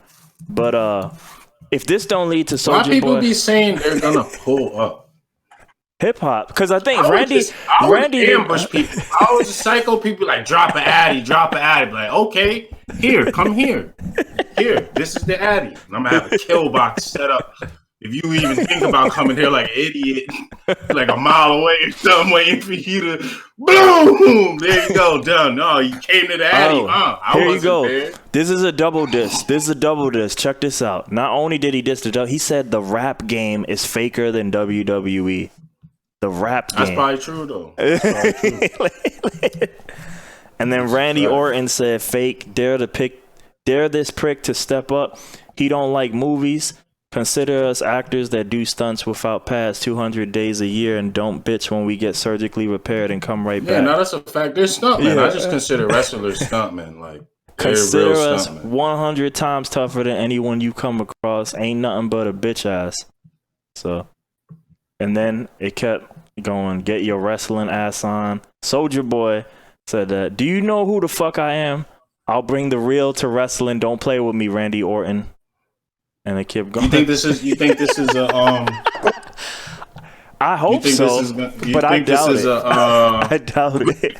What they call it, a rollout? You think this is a work or something? Soulja Boy gonna be in a match? Yeah. You think it's gonna lead to a match? It should. It should be at WrestleMania, but I think it's too close, and I think because it's been dragging out, I want to say like it's quote unquote real, but I gotta think in the long term, it has to.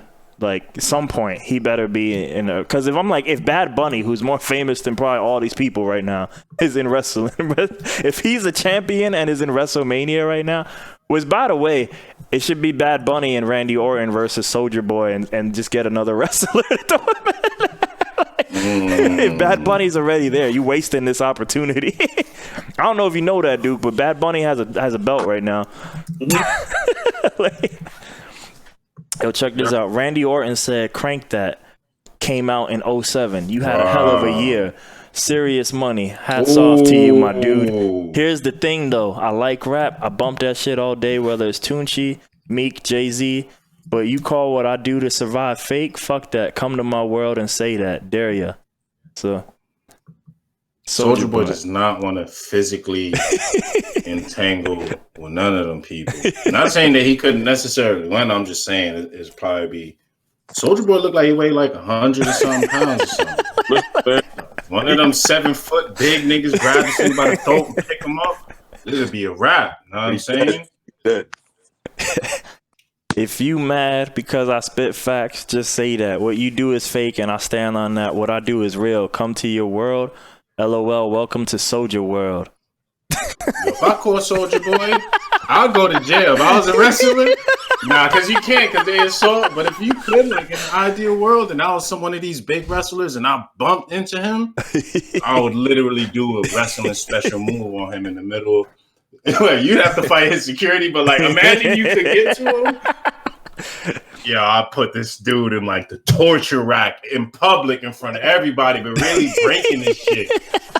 Just throw his body down like a dead Batman and just be like, "Yeah, welcome to my world, bitch." Superman, that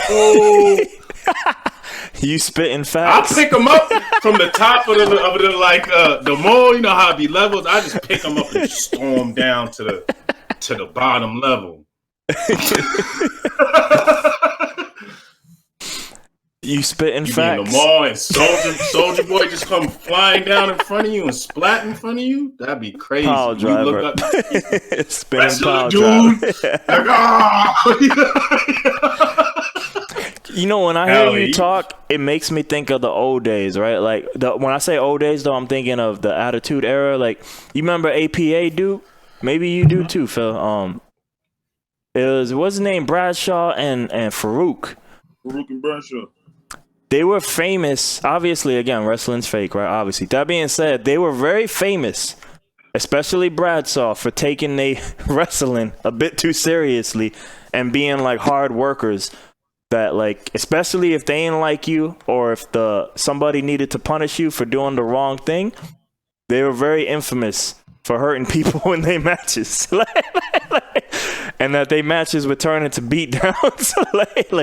like, and that, yeah, it's fake, but they were very real with their fakeness, you know? So it makes me think, like, yo, man, if Farouk and Bradshaw were around. I'm not even trying to play wrestle with one of them dudes. Those are big, strong stuntmen, too. You know what I'm saying? Like, Soulja Boy, they take hits and jump and fall. What's Soulja Boy going to do? That'd be a bad day. Like, one-on-one, hand-to-hand, that'd be great. That'd be hilarious to watch. Soulja Boy get power driving his neck break right there. You just get up and hold the belt. I wouldn't give a fuck if I seen that shit. I mean, I don't want nothing bad to happen to Soulja Boy, like, you know, seriousness. But if I seen that on TV, because I don't really care about Soulja Boy. I'm like, no, yo, your camera just said cap. When you were saying, well, I don't give a fuck. When you were like kind of like semi pulling it back, your camera blurred out. I was like, your camera don't even believe you, right? He want to see his neck break. Don't believe him. But I'm a little sicko too. But yeah, Soulja Boy got his neck broke in a power driver by a WWE wrestler. That's headline news. I'm like, oh shit. Those are big, man. They drink all day, every day in the gym, all day. Soulja Boy's drinking lean and smoking weed. That's why I would just want to see what would happen. Like, they just punch him and he vaporized. You know what I mean? Oh, big people, man. Well, because in Soulja Boy's head, he's probably pulling up with guns or people. That's why, you know, like he's doing street stuff, you know. But still, nigga, I'm 300 pounds. I can hold a minigun by myself. You nuts? Hell yeah. I could Jesse Ventura this shit. You crazy? Predator shit. You know, they gotta act a certain way on TV. Imagine them niggas. No, Jesse Ventura's also a wrestler. Just saying.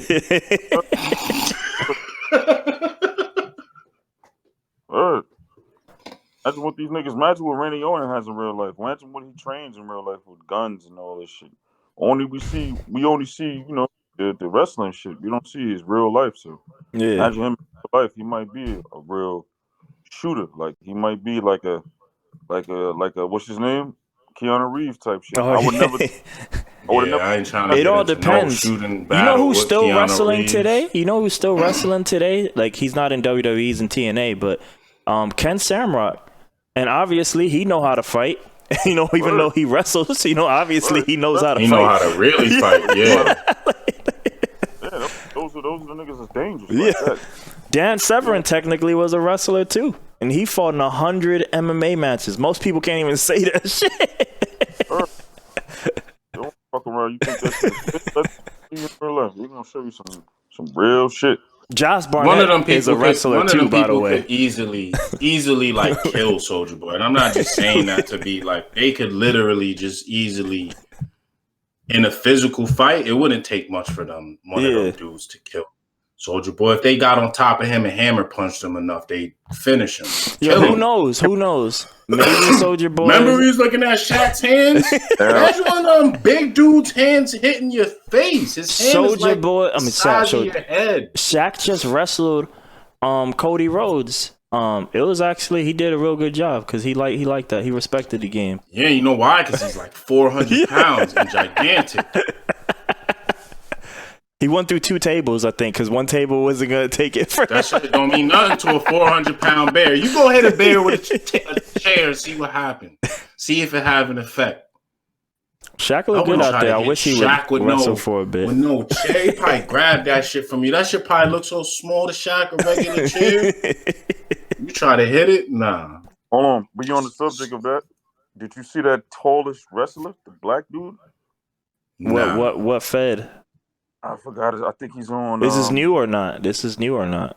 This is on World Star. They made him look like he's in AEW or WWE or one of them. Well, what he do? Maybe he stands in the background. He's just a big giant black guy. He does not. It sounds like Virgil all over again. No, he don't fight. He's just one of those. You know how people remember Paul Bearer? Yeah. It remind me of Virgil, $1 Million Man and Virgil, if you remember him. He's just the hype man. He's just the little. Yeah, some shit. But he's big apparently. He just stays in the background. Somebody gets into beef. He grabs a person, throws them. I don't know who this is, but it sounds funny. Don't touch my man. You're done. Everybody's scared of him because he's just mad. He's black as hell. Black as hell. He don't wrestle. He don't be wearing no thongs and none of that shit. He just have on a coat or a nice sweater, some jeans or some nice slacks, and he just stand there like angry. If I could show you could probably. Yo, on people talking about shooting guns and stuff too, but like Soulja Boy's probably talking about guns. Like I don't know that regular.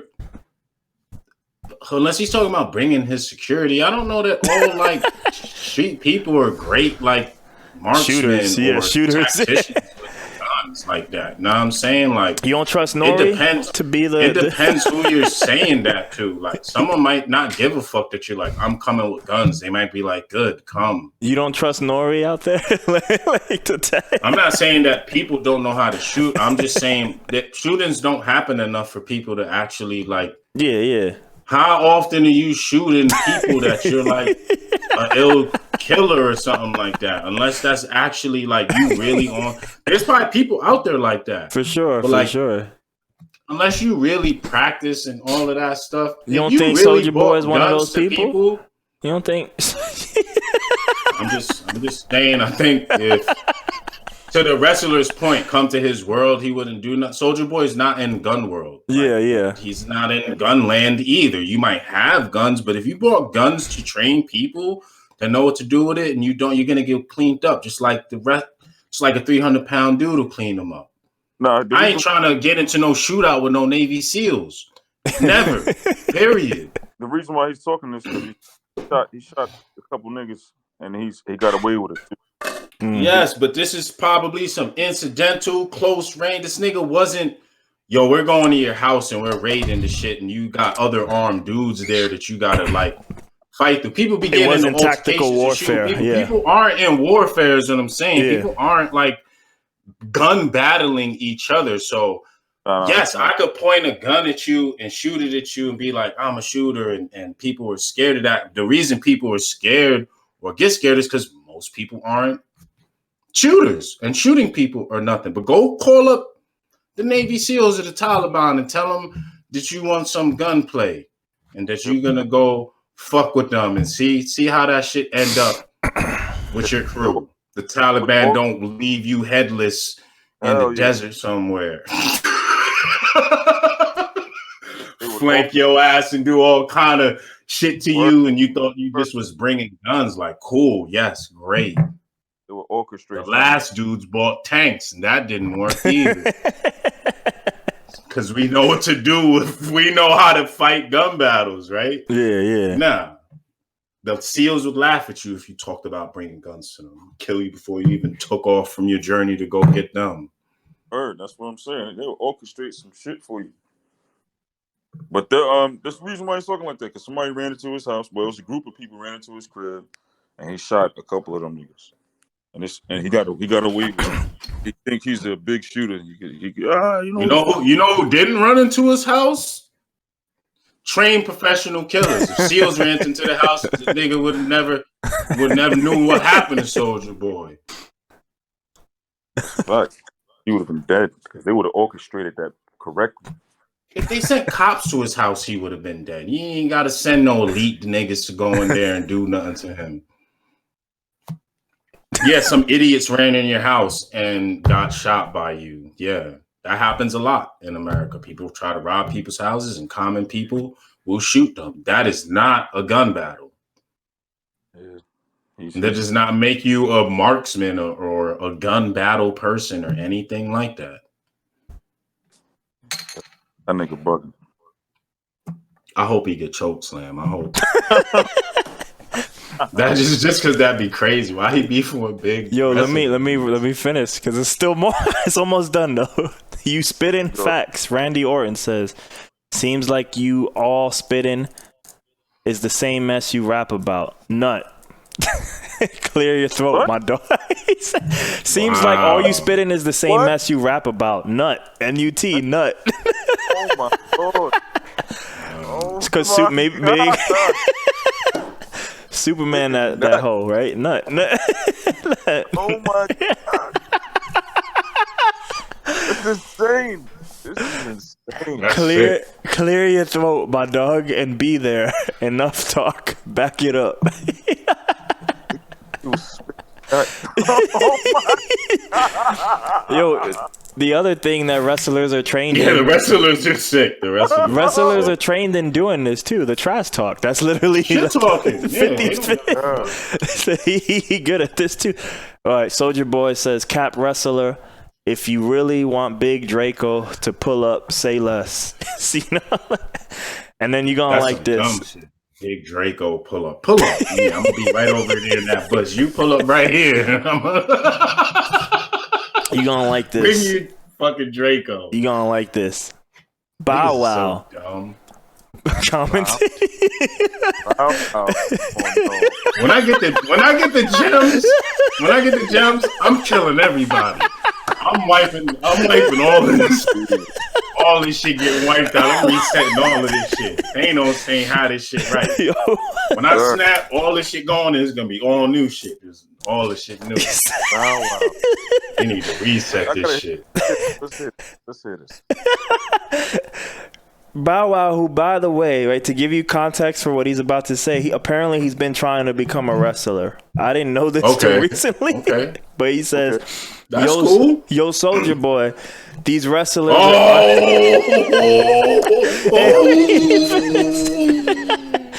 Yo, Soulja Boy, these wrestlers are terrified. I've been giving them the business since I announced I was training. They so scared we gonna take all they shine. Wow, it's the like rap world versus wrestlers now. Yeah. Little Bow Wow. What? Yeah, he's Bow Wow now. He ain't little no more. He dropped it. I think he's still little compared to the wrestling dudes. Pretty sure. How tall is Bow Wow? I don't know. Spot. One of them 7-foot people step on him, and nigga, even a 6-foot niggas is giant people.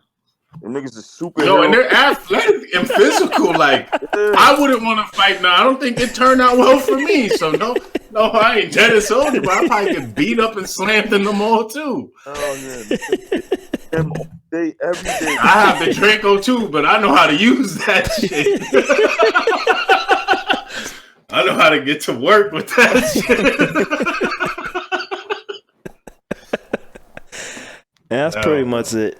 I think Soulja Boy was like, "That's a fact, though. Tell me why the WWE and they feelings for gang, wrestler or not, I'm sliding." So, That's he wouldn't say none of that in their face. Sliding. Hell no. Hell no. Those are big superhero people. Those are not no play people, man. They have to act that way because they giving you entertainment. When entertainment is off, them cameras is off, they really hurting people. They could really hurt somebody right now. Man, yo. Old ass Ric Flair, old ass Hulk Hogan could do pain to you right now in their age. Their body still, they still speak. So I'm gonna look at the Soulja Boy. Soulja Boy probably looks like a little skeleton compared to one of them people.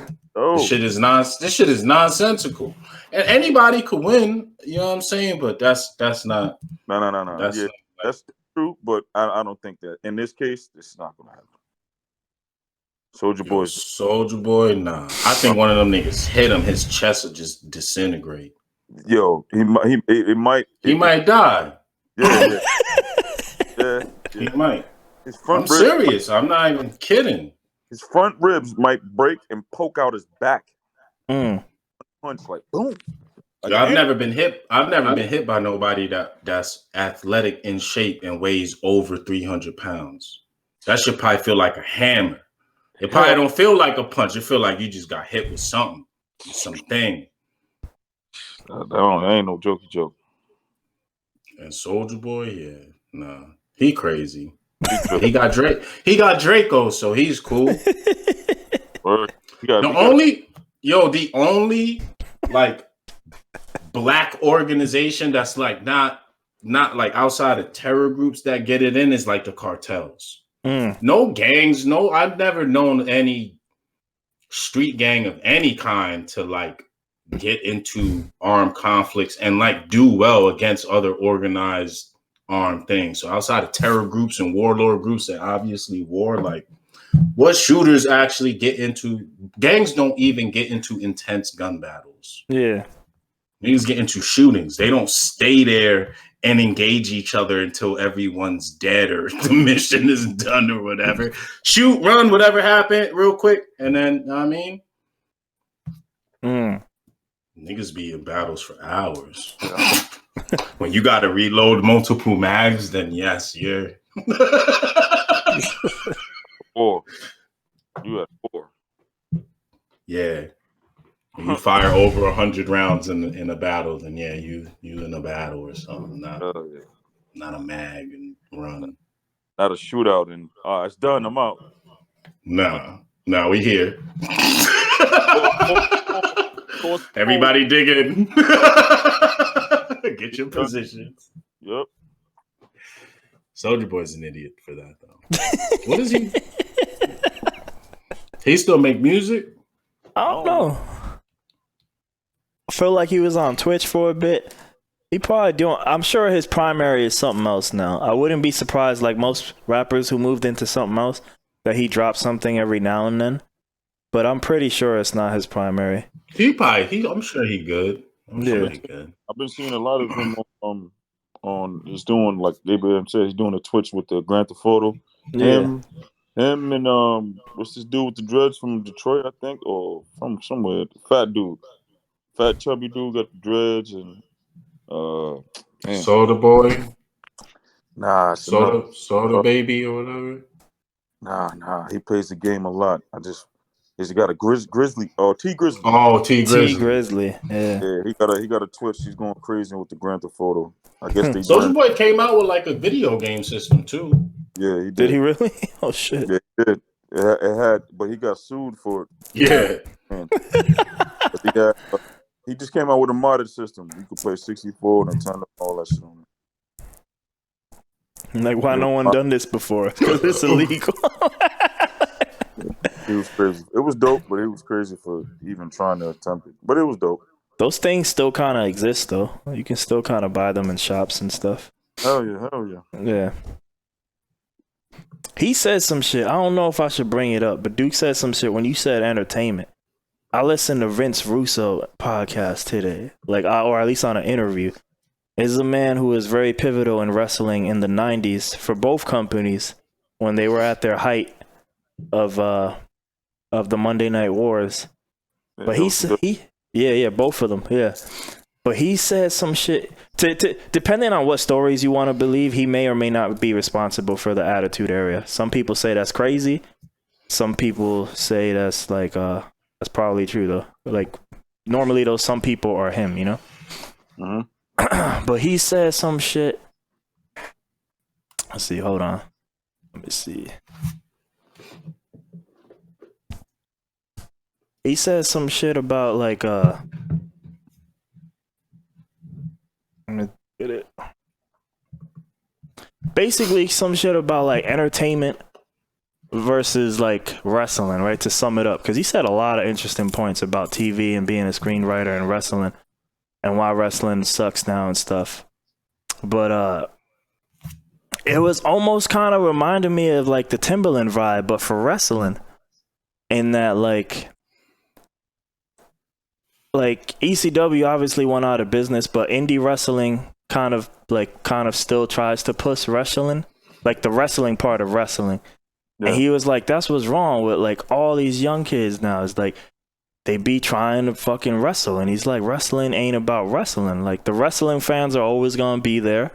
And you should be going after the people who are maybe the more casual ones. And you only gonna get them with the story, with the entertainment part. It's like having a 20-minute match, 30-minute match. Like, what the fuck is wrong with you people? Like, and he said that was wrong for two reasons. One, no one's gonna care about that, but the people who like wrestling, which is clearly not enough. And then two, like when you do that, shit, my mind's going in all kinds of places right now. But yeah, just basically, he was just saying it was story. And it's funny because I only seen 2 episodes last year when David and everybody was telling me about AEW, and I was like, yo, where is the story? It's just people wrestling. It's just like, it don't even make sense. Like, I don't even know why they wrestling. It's like, and it's funny, he cited like, yo, the format, that's why we used to start all the shows with people talking. And I was like, no shit. I was like, how come no one's talking? Like, how come the show doesn't start with people talking? I need that format. He was like, entertainment people, like people in a TV show in general get comfortable with a format. And if you don't do that format, then they start to rebel or leave.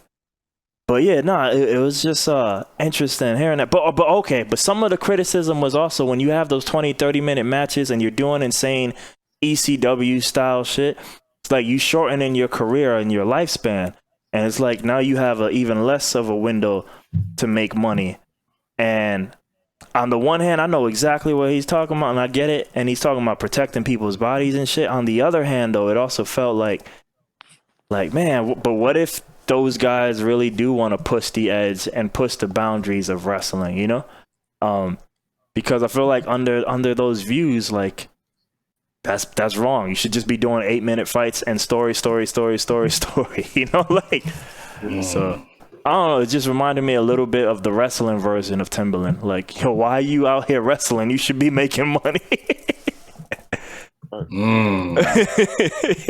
But what was interesting too is, and he reminded people, I guess once Monday Night Raw started, he was like, "This is a TV show.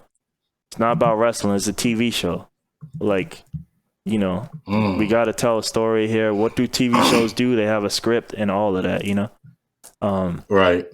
But yeah, it was kind of interesting. Entertainment, it just made me think, like, to even simplify it beyond wrestling, it was the idea of is you know, business versus the idea of advancing the art form, you know? So yeah. Because he definitely is focused on the entertainment, and he feel like he's been semi-blackballed from the industry for having that focus, you know? Like, so, but it was definitely an interesting talk. But yeah. I heard Elon Musk said Austin is going to have the biggest boom any city has seen in the last 50 years. That means I need to get a farm soon. Yeah. Move further away. I knew that was gonna happen when I came here, but yeah, it's funny because it's just gonna start getting mad retarded, like money wise here. I don't know what other things will migrate here, but yeah, because it's been that way Probably since before I even started fucking with that place, but now definitely like it's been expedited. like now you got you had COVID happen, and then you have the sunlight or the spotlight of Joe Rogan, also constantly bigging up that place, I mean, it'll be good, but it'll come with some, stuff, yeah. I'll see how Texas likes that. You know what I mean? Yeah. It'll definitely be Cali, interesting. Shambles, fucking Yeah. destroyed by when I heard nonsense. that, I was just like, more confirmation that I'm ready for Wyoming. Let's go to Wyoming. Yeah, dog. that's the next that's the next island hopping campaign I'm on. Know what I mean? Yo, Duke, you know who live in Wyoming and he did it in the 90s, way ahead of everybody before Kanye? Oh, Eric Bischoff. wow. He said he lived right next to Kanye. He said he like down the block. He said down the block is a few acres, but but it's still down the block. Right. Yes. Yes. My neighbor is several blocks away from me. Several blocks. That's good shit, though. You gotta take a 15-minute walk to get over here. It's like a half-hour walk to walk to your neighbor. That's how I want it to be. Need a vehicle or something to get to me. Yeah, you ain't even trying to walk to your neighbor house. You got to take a little drive there. It's like a golf course. It's like a golf course. Like anything, just can't walk too far. And I already said, don't be walking on my land unannounced. You know what I mean? Don't even walk over here. You the neighbor, call first if you know me. You come over here, some shit might fly by your head. You know what I mean? Wyoming is a lot of land, too. Dao went out there. His homeboy had nothing but land. They was just shooting in his backyard. That might be the cheap future. Too. It's cheap. You think Texas cheap? That might be the future. Oh yeah, especially back then. But still, yeah. No, I think. I mean, who knows? You was talking about coming down here, Duke, and who knows? We'll see. But I think that's the future, man. Like Wyoming, dog.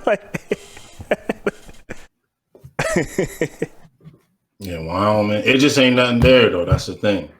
But I mean, there. We got the internet now. Like, they got a city. I'm talking about for people that care about that. Yeah, I'm trying to go to a place where there's nothing. So that's even for me, they got a city, right? They got one, right? They got one. A little city, but other than that, it's just land. Yeah, I'm good. We got the internet now. I could always travel. There's that. I wrote this down because Phil mentioned it, but maybe we explore it next time when we do our financial segment, SPACs, because I wanted to go in because I ain't never heard of that till you mentioned it earlier this week. Did you look at them? Nah, yeah, I just wrote it down here to kind of attempt to dive deep, but we'll go in that. NBC's weighing pulling off their movies off Netflix and HBO Max because they have Peacock. So, right, moving more in the direction of, everybody either owning their own, well, like actually keeping their shit that they own instead of sharing it with each other, and now we getting back to the companies. Cable TV days. Tie it all back to wrestling. Yeah, Peacock, but. We said it a few whiles ago, but yeah, NBC has the WWE library on there. So I wrote something here called Republic Code. I don't know what that means, so I'm gonna have to keep going. I don't know if y'all saw the movie Knives Out, but Netflix bought Knives Out 2 and 3, which, as far as I know, are not even made yet, for $450 million. So wow, that is a lot. Wow, I don't know how much money Knives Out made. I don't know if it made that much money though. that's. I don't know. Let me just see if I can find out how much money Knives Out made. What would you type to, like, what word? Because normally I'm looking up budgets, like gross. The box office. Yeah. Well, it's not box office, but Knives Out grossed $165 million in the U.S. and Canada, and $164 for a worldwide total of $311. And it was took $882. So this movie that might be a long play. I don't know. Maybe like an investment. They looking at it.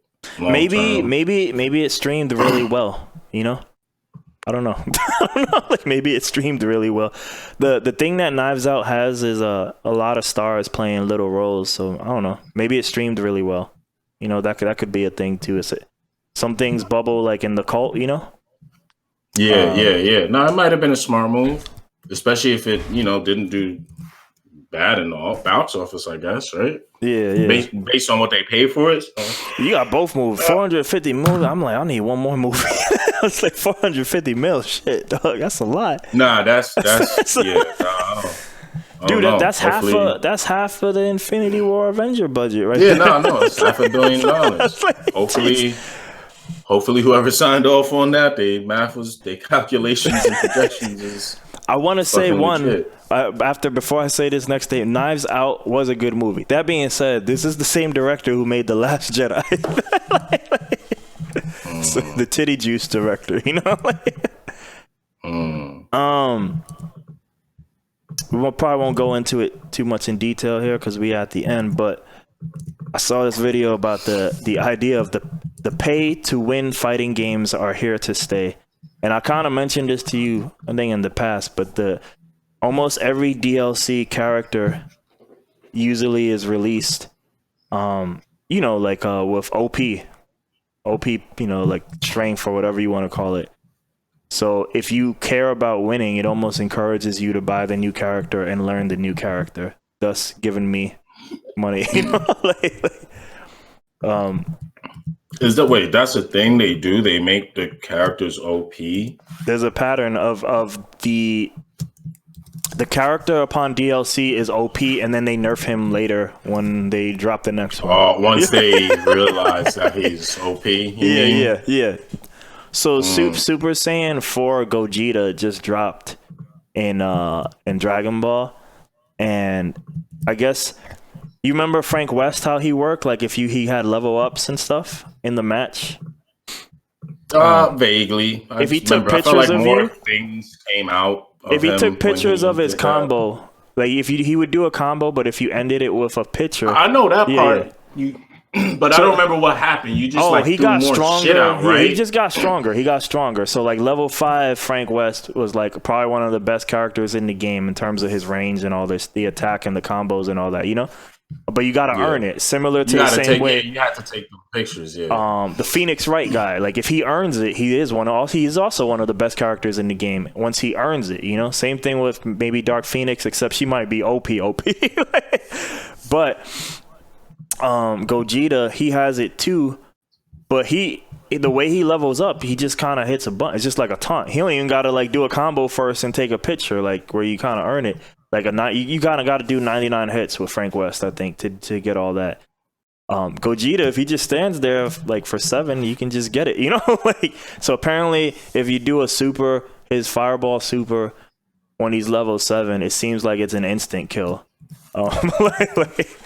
So it seemed like just like more evidence to that degree of the DLC coming out nerfed. What's his name? Leroy came out for Tekken, and in the Japan Evo, 7 of the top 8 were Leroy's. I thought that was dope because it was a top 8 and everybody was playing Leroy.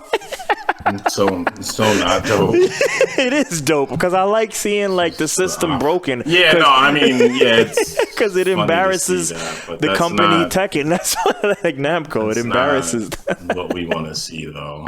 I actually do want to see it. They didn't want to stick the yeah, but for different reasons though. You want to see it for the chaos of it, which is funny, but no, that's not how. Yeah. I said this to you earlier in the week, but yo, Duke. Benny the Butcher said for 20K you get a verse from him, and if you give him another 20K, you can get him in a music video. And he said those prices are negotiable. So, so yeah. If I just keep dumping my money in here, we could drop a track by the end of the year. Yo, Bitcoin could pay for like the ultimate collab album. Yeah. So yeah. He said just hit up his manager dude, and he make it happen, yeah. Which totally makes sense. That the same guy who was running those pay-to-play mixtapes, I'm not surprised you could get him for a fee, you know? So, let me see. Yo, this is the shit I was telling you, Phil, about like old school DC film casting in Hollywood. Like Helen Mirren was cast in Shazam 2, right? As a character. She's a good actress, whatever. Shazam 2, whatever. But so far, and this might be a play, this might be fake, right? This might be just to like, you know, hide the truth till it's time, like Marvel likes to do. But so far, they're saying right now that she's a new character with no DC counterpart, you know, with no comic book counterpart. And that type of shit is the type of shit that I don't like coming from the Hollywood comic book movies. Like, because it's like, why? There's so many characters you could choose from. It's like for almost every old ass character, there's like 60 characters you could choose from. But we could also make some bullshit. Make some.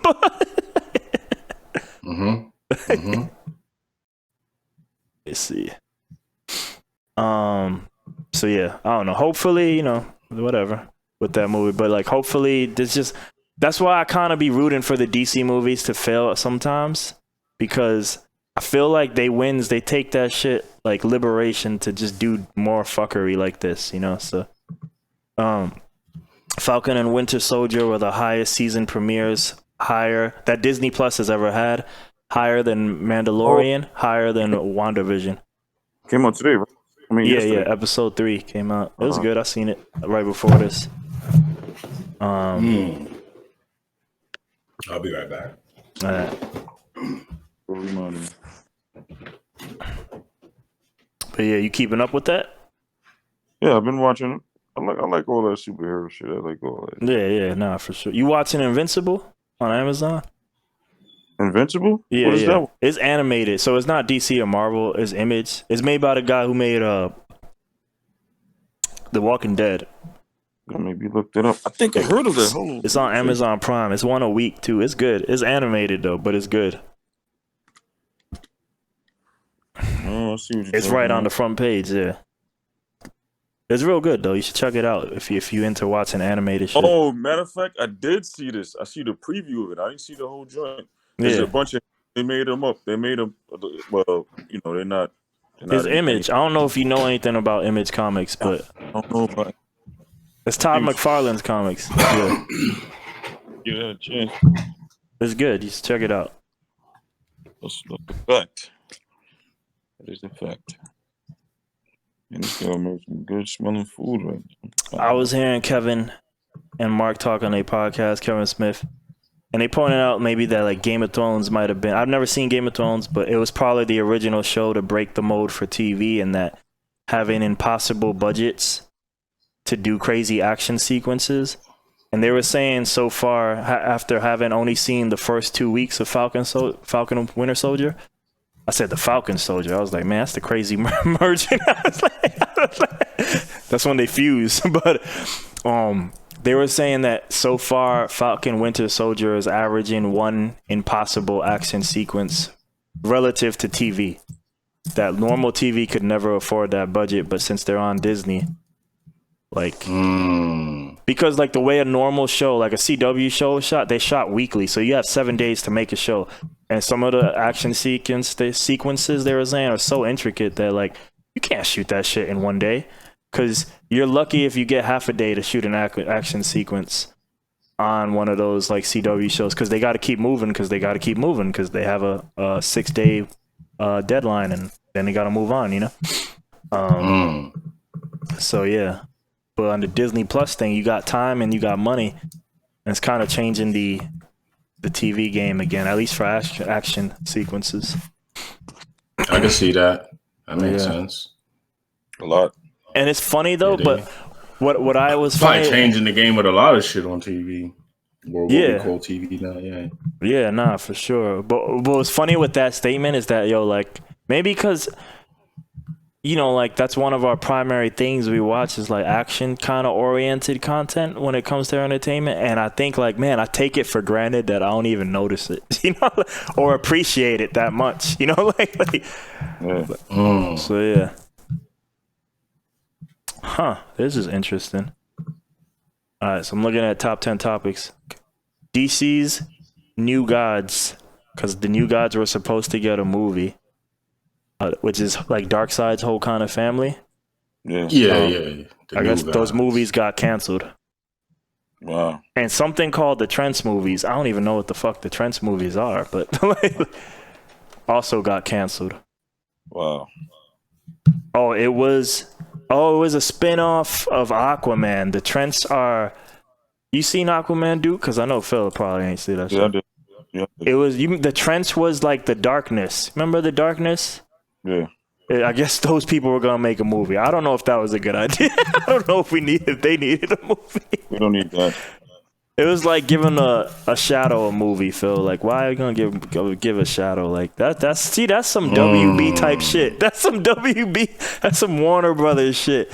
The people who had all CGI as their actors, and probably the only noise they made was, you know. Fucking zombie shadows. They were probably, if I remember correctly, right? They're zombie shadows, right, Duke? They don't really, they don't talk, right? Yeah. They're they're just kind of this idea that they're scary because, whatever. They make noise, that's it. But yeah, the New Gods being canceled is a surprise because it was going to be made and directed by this lady called aLr. I'm saying that name probably wrong. I don't know if y'all heard of her though, but she does matter. She made A Wrinkle in Time for Disney and all kinds of real shit. So Wrinkle in Time is dope. Yeah, I seen it. Had Big Oprah in there, literal Big Oprah. But yeah, that got canceled. No, she's huge. She's like Oprah is like a giant, like physically, like. Oh, yeah. Okay. So that's why I call her Big Oprah. So it's kind of sad that the New Gods got canceled. The Trents, no offense, whatever. Let me see. Godzilla versus Kong fans are really loving or hating Millie Bobby Brown's storyline. Yo, I seen that. I don't even know who the fuck that is. Millie Bobby Brown. That's a little bitch from fucking. You know who that is? Wait, who is that? I think that's a little bitch from Stranger Things. The little girl.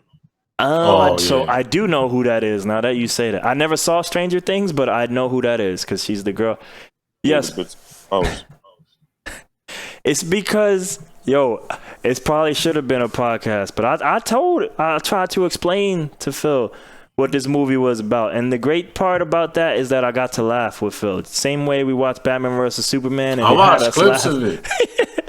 Yeah, but you didn't see the story, like right? On top 10 list? Nah, I just got to see the fights and stuff. Yeah, the story. I seen him shoot the axe.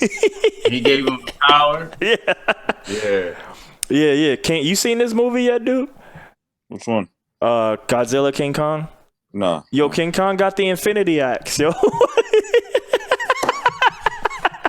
That's what I call it, the Infinity Axe. And just like the Infinity Gauntlet absorbs the gems so he can have power, it absorbs Godzilla's fire so he can have the power. And now he's He-Man. Now he's He-Man. The Infinity Axe. They like double teamed. It was crazy. It was in the temple too. There's a whole temple and shit for them. Movie's crazy. It makes no sense. If you try to think about it logically, it makes no sense. That's why it should be no logic in that movie. But anyway. Yeah, he told me about that shit. He said it was a robot. I'm like, what? So my main complaint, spoilers, like I told Phil, there's a lot to complain about if you like really care too much. But my main complaint with movies like that, it's the same complaint as Batman versus Superman. Don't call it Batman versus Superman if at the end you're gonna give me somebody else as the bad guy, right? You're gonna sneak Doomsday in there, but fuck that. There was a lot of versus stories that year, and the best one was Civil War because it didn't lie. At the end of the movie, Captain America was fighting Iron Man, assisted with Winter Soldier. You know what I mean? They ain't pull no tricks.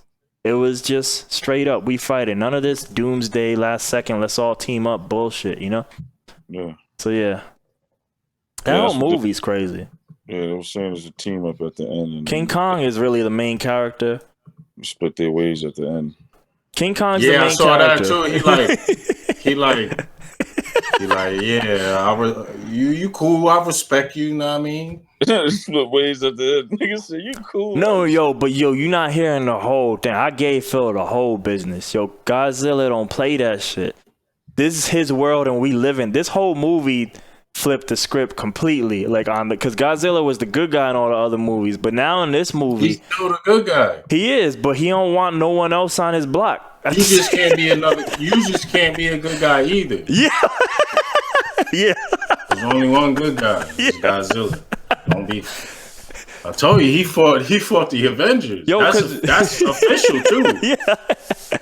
Not in that movie. It was a comic book. It's a comic book. It was a short limited edition run back in the day book. where Godzilla was in the Marvel universe. Yeah, he fought the Avengers. He fought the Justice League. It's like 24. It's like 24 issues of him doing things in Marvel. It took 24 issues to defeat Godzilla.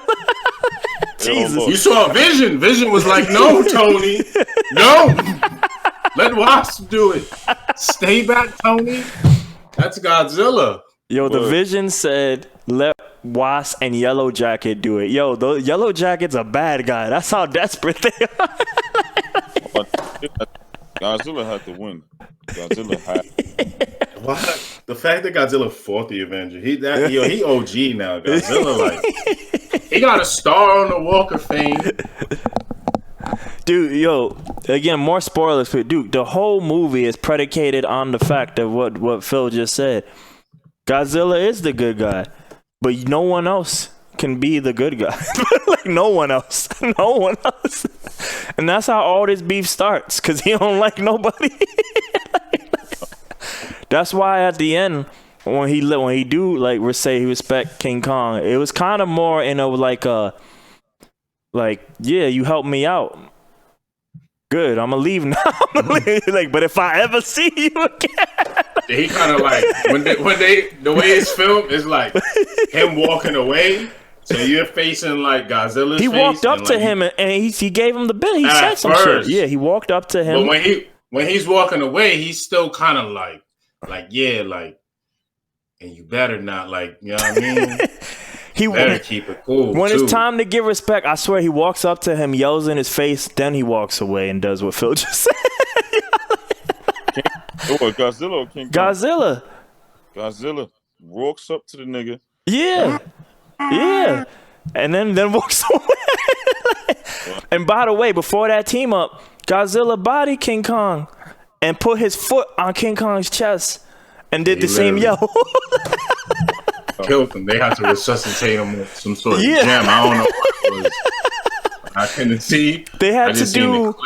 You know when you run electricity through people to resuscitate their heart. Yeah. They had to do that to King Kong. That's how much trauma Godzilla gave King Kong. Yeah, but it was like a magical defibrillator. It was like Godzilla. According to this movie, Godzilla is the most evilest good guy imaginable.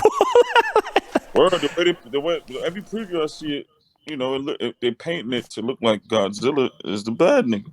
Every fight in this movie, now I'm thinking about it, is instigated by Godzilla based on that storyline that he don't want no one else fucking with him. No, you know what instigated this?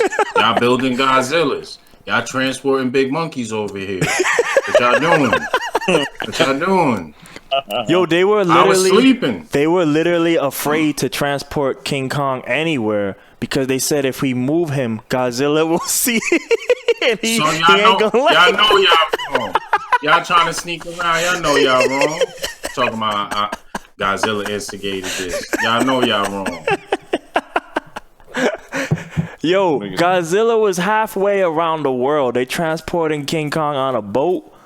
They took a special route. They said because they know what streets or waters, but I'm going to just say streets. They know the streets that Godzilla patrols. So they purposely took the long way. Like, they took the routes that Godzilla never goes. They say, yo, there's some crazy shit heading to us. And it's like, yo, it's Godzilla. Yo, like, nah, it can't be. We taking the routes he don't like. And like, nah, man, he sensed the shit.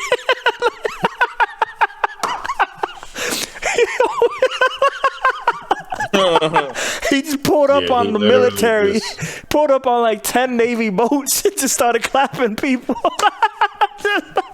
Just immediately setting it off. He tried to finish.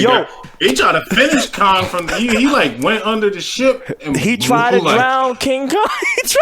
No, I'm talking about when he blew the ship up. King Kong was like, he just jumped off that shit. Like, yo, wait, what's this shit under the water? Big ass laser beam blew that whole ship up in half. But yeah, he tried to drown him. He was literally holding King Kong all the way down and swimming to the water. I saw like all the action scenes in like a top 10. That's all you need to see. You don't need to see nothing else. The story's crazy. Shit. The story is just ridiculous. It makes no sense. I mean, don't tell me like 4 hours, 3 hours. What's up? How many hours is it? Please don't tell me 3. Oh, it's like hours. 2. I think it's like 2. If you watch it the way Phil did, it's probably like 30 minutes, 20 to 30 minutes. I seen this shit in 10 minutes. I didn't even see the whole scenes for that. I'm telling you, I just seen clips of the scenes. I do want to see the whole scenes, but I saw like the highlights. You know what I mean? Yeah. Well, the action scenes look cool though. That stuff does look cool. It look crazy. Godzilla's OG though. Like Godzilla's like lore is like, yeah, he's like I told you he's Goku. He's Goku of the monsters. I mean, they call him King of the Monsters, but he's like on some Goku type shit. He KO Ken last time. That's how he beat the dragon. He turned red. He ain't turn red at the end. Did he turn red? That was KO Ken. Yeah, he like I forgot what they did to him, but I feel like King Kong bodied him at the end. The monster, but that was primarily because he gave him the Infinity Axe. He gave him the power. Nah, Godzilla turned into a nuke at the last one. He got his like laser powers got upgraded, and he was just glowing. Did you get to see him blow a hole in the earth like I told you he did? Yeah, it looked mad random. He was like doing other stuff. And he was just like, "Oh, Duke dip. You still here, Duke? Yo, that was beast." Because there's a whole storyline that, again, it's fucking crazy. It's nuts. It's mad comical that I won't even waste my time. But Godzilla is in Hong Kong hunting another motherfucker that's bothering him. You know, but he sensed that King Kong was in this temple in the middle of the earth, and he was gonna shoot this laser beam somewhere, but instead he shot that shit at Earth. And that laser beam went all the way down to the middle of the earth. I was like, yo, this is crazy. Godzilla just shot a hole in the earth. No, I'm telling you, Godzilla's like on another level. I didn't know Godzilla was that beast. Nah, Godzilla's like savage, yeah. Like all the way. So besides King Kong and Godzilla and that shit that they built, is more monsters on there too? I mean, in it? Nah, not in this one. It don't look like. There's generic monsters in the King Kong there's a without going crazy storyline. Yeah. Like there's a Earth Zero and there's a dinosaur. You seen King monsters. Kong, right? You seen Skull Island? It's like that. It's like Skull Island too. Monsters. Yeah. Yes. So it's pterodactyls and shit, stuff like that.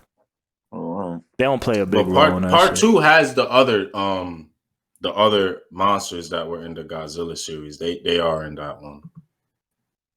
And you see they all like salute him. Yeah. Let me see. All right. Let's keep moving on. Justice League Snyder Cut. Darkseid actor responds to restore the Snyderverse. Keep believing. That's it. Keep believing. Yeah, they not doing that. Damn, Ray Fisher.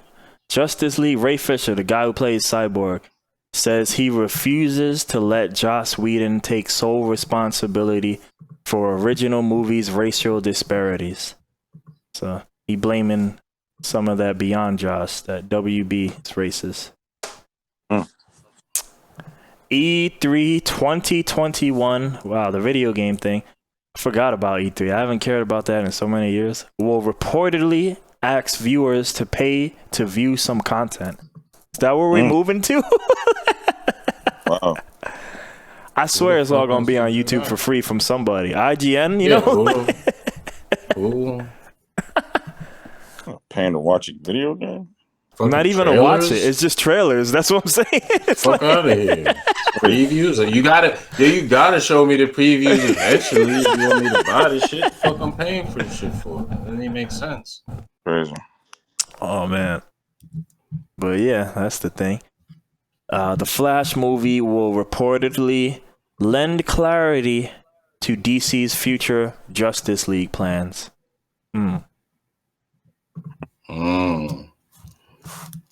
Oh, look, the directors commented on their movies getting canceled.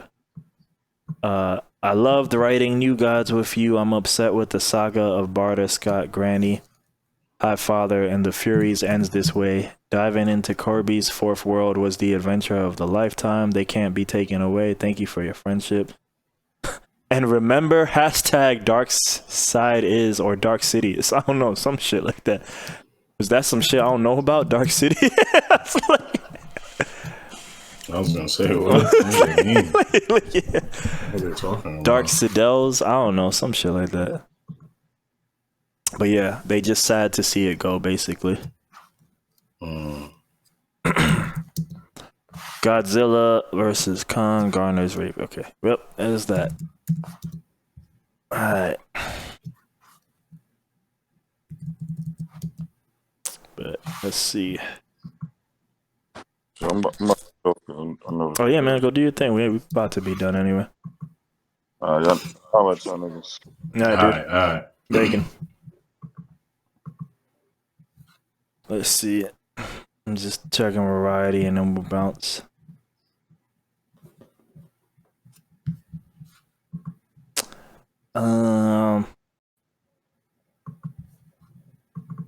Yeah, my mom told me this because apparently Godzilla was doing all right in the theater. To date, 16 point. What the fuck with the pop-ups? So in 2 days, it's made 16.3 million, which might be the best thing since Wonder Woman. I'm so surprised that this movie, man, I'm just not connected with the normal world enough because I don't give a fuck. Godzilla's bigger than you think he is. I know, yeah. I was looking into him yesterday. I'm like, yo, he's like a cultural ambassador for like Japan or something. I get that for Japan. I don't know why we care here because I feel like in the modern age, right? All the American Godzillas kind of suck. And I feel like we don't really relate to the Japanese ones too much. It's usually the indie crowd, right? That kind of niche. I watch anime, Japan just, stuff. Iconic, you know what I mean? Just one of them. He like the Beatles. One of those people. Everybody knows who Godzilla is. You know what I mean? Like, yeah. I said people, but you know what I mean? Like, yeah. Top domestic opening weekends for films after March 2020. So yeah, Godzilla is one of the best performing things since COVID, basically. It looks entertaining. It's a movie, like even just for the regular audience. I mean, yeah, for them, they would love it. They might like that. Yeah, for them, they would love it for sure. But let's see, what else? Champagne, blah blah blah. Those movies just always need less people. That's the problem with movies. That and like Transformers. Things. I don't know why it's so hard. Like they're their own. So those are movies. Those are IPs that I just wish were owned by different people. Because they're gonna keep doing that. They're gonna keep stuffing humans under the assumption that the audience can't relate to robots. The audience can't relate to monsters. You know. And then they're always making this random like if you're gonna do that. You have to get the humans should be famous people, kind of like the Predator thing I'm telling you. Like it should be someone I care about as an actor because I'm going to just like they're like a bonus now. The human's a bonus. I care about it. But if it's just a random actor, why do I care? You know, like this guy doing his podcast about like Godzillas and shit. Like what the fuck? You know, like. I didn't see any of whatever you're talking about. Yeah, you don't need to see that part. I think we've probably done. You got any what is it called? Anythings of the week? Let me look real quick. Music. I've been listening to old stuff though, but I was listening to some Ransom this week.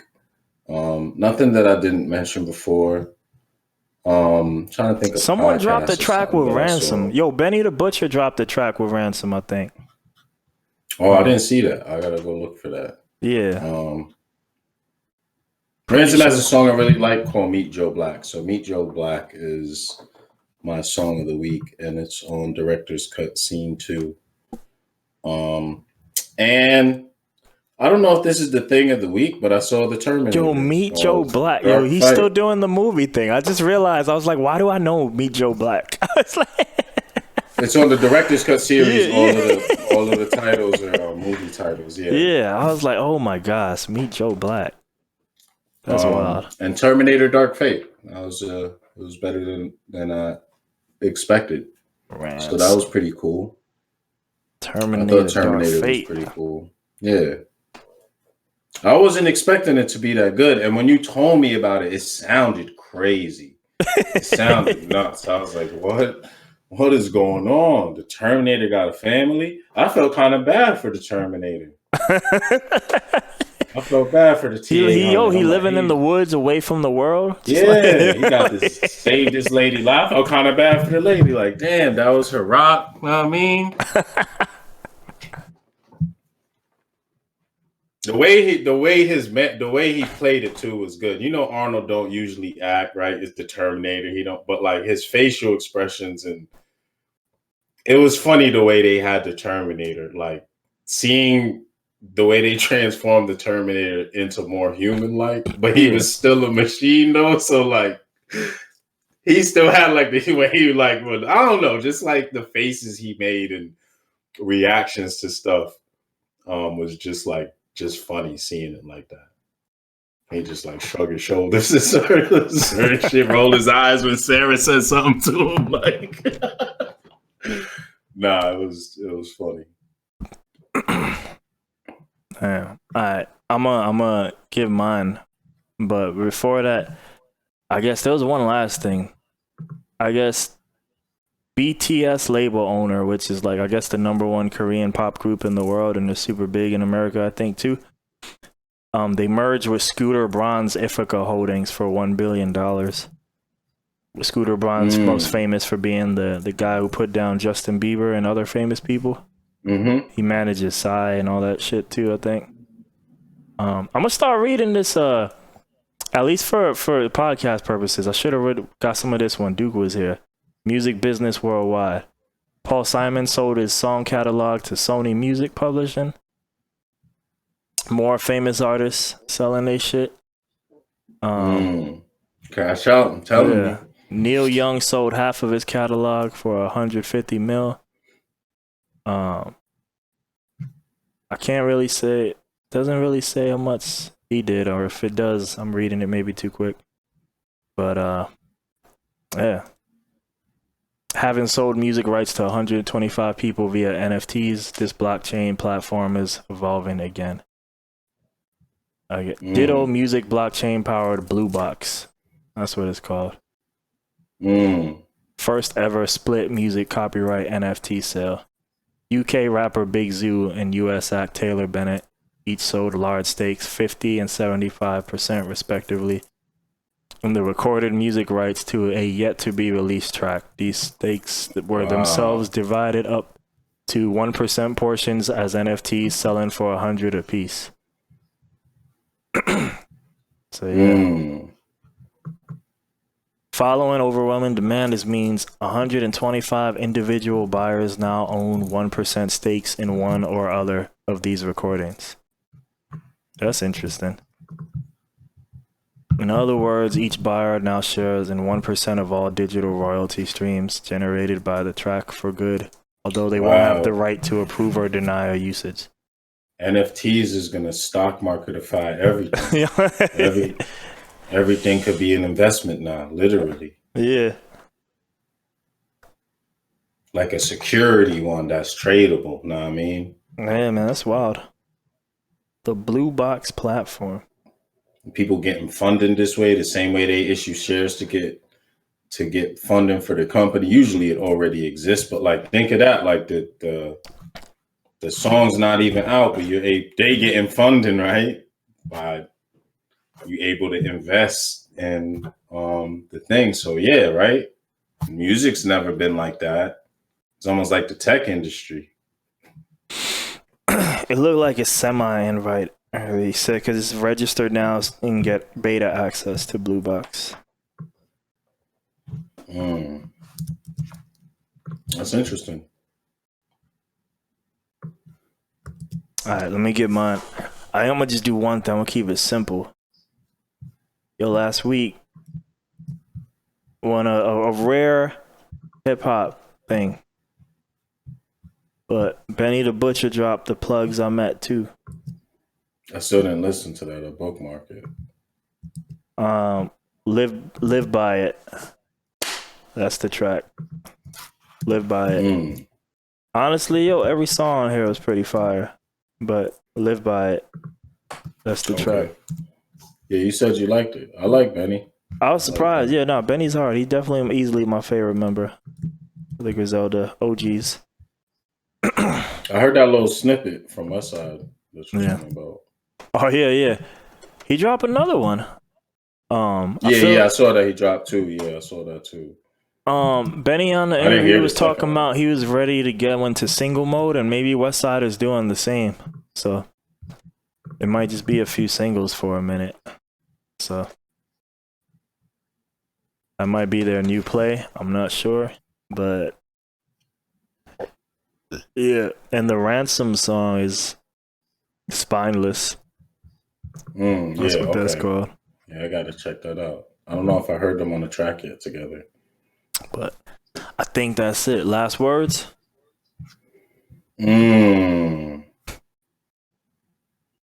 Last words. Check your accounts. Yeah, I like that. Check your account from time to time. From time to time. Make sure everything's, in order.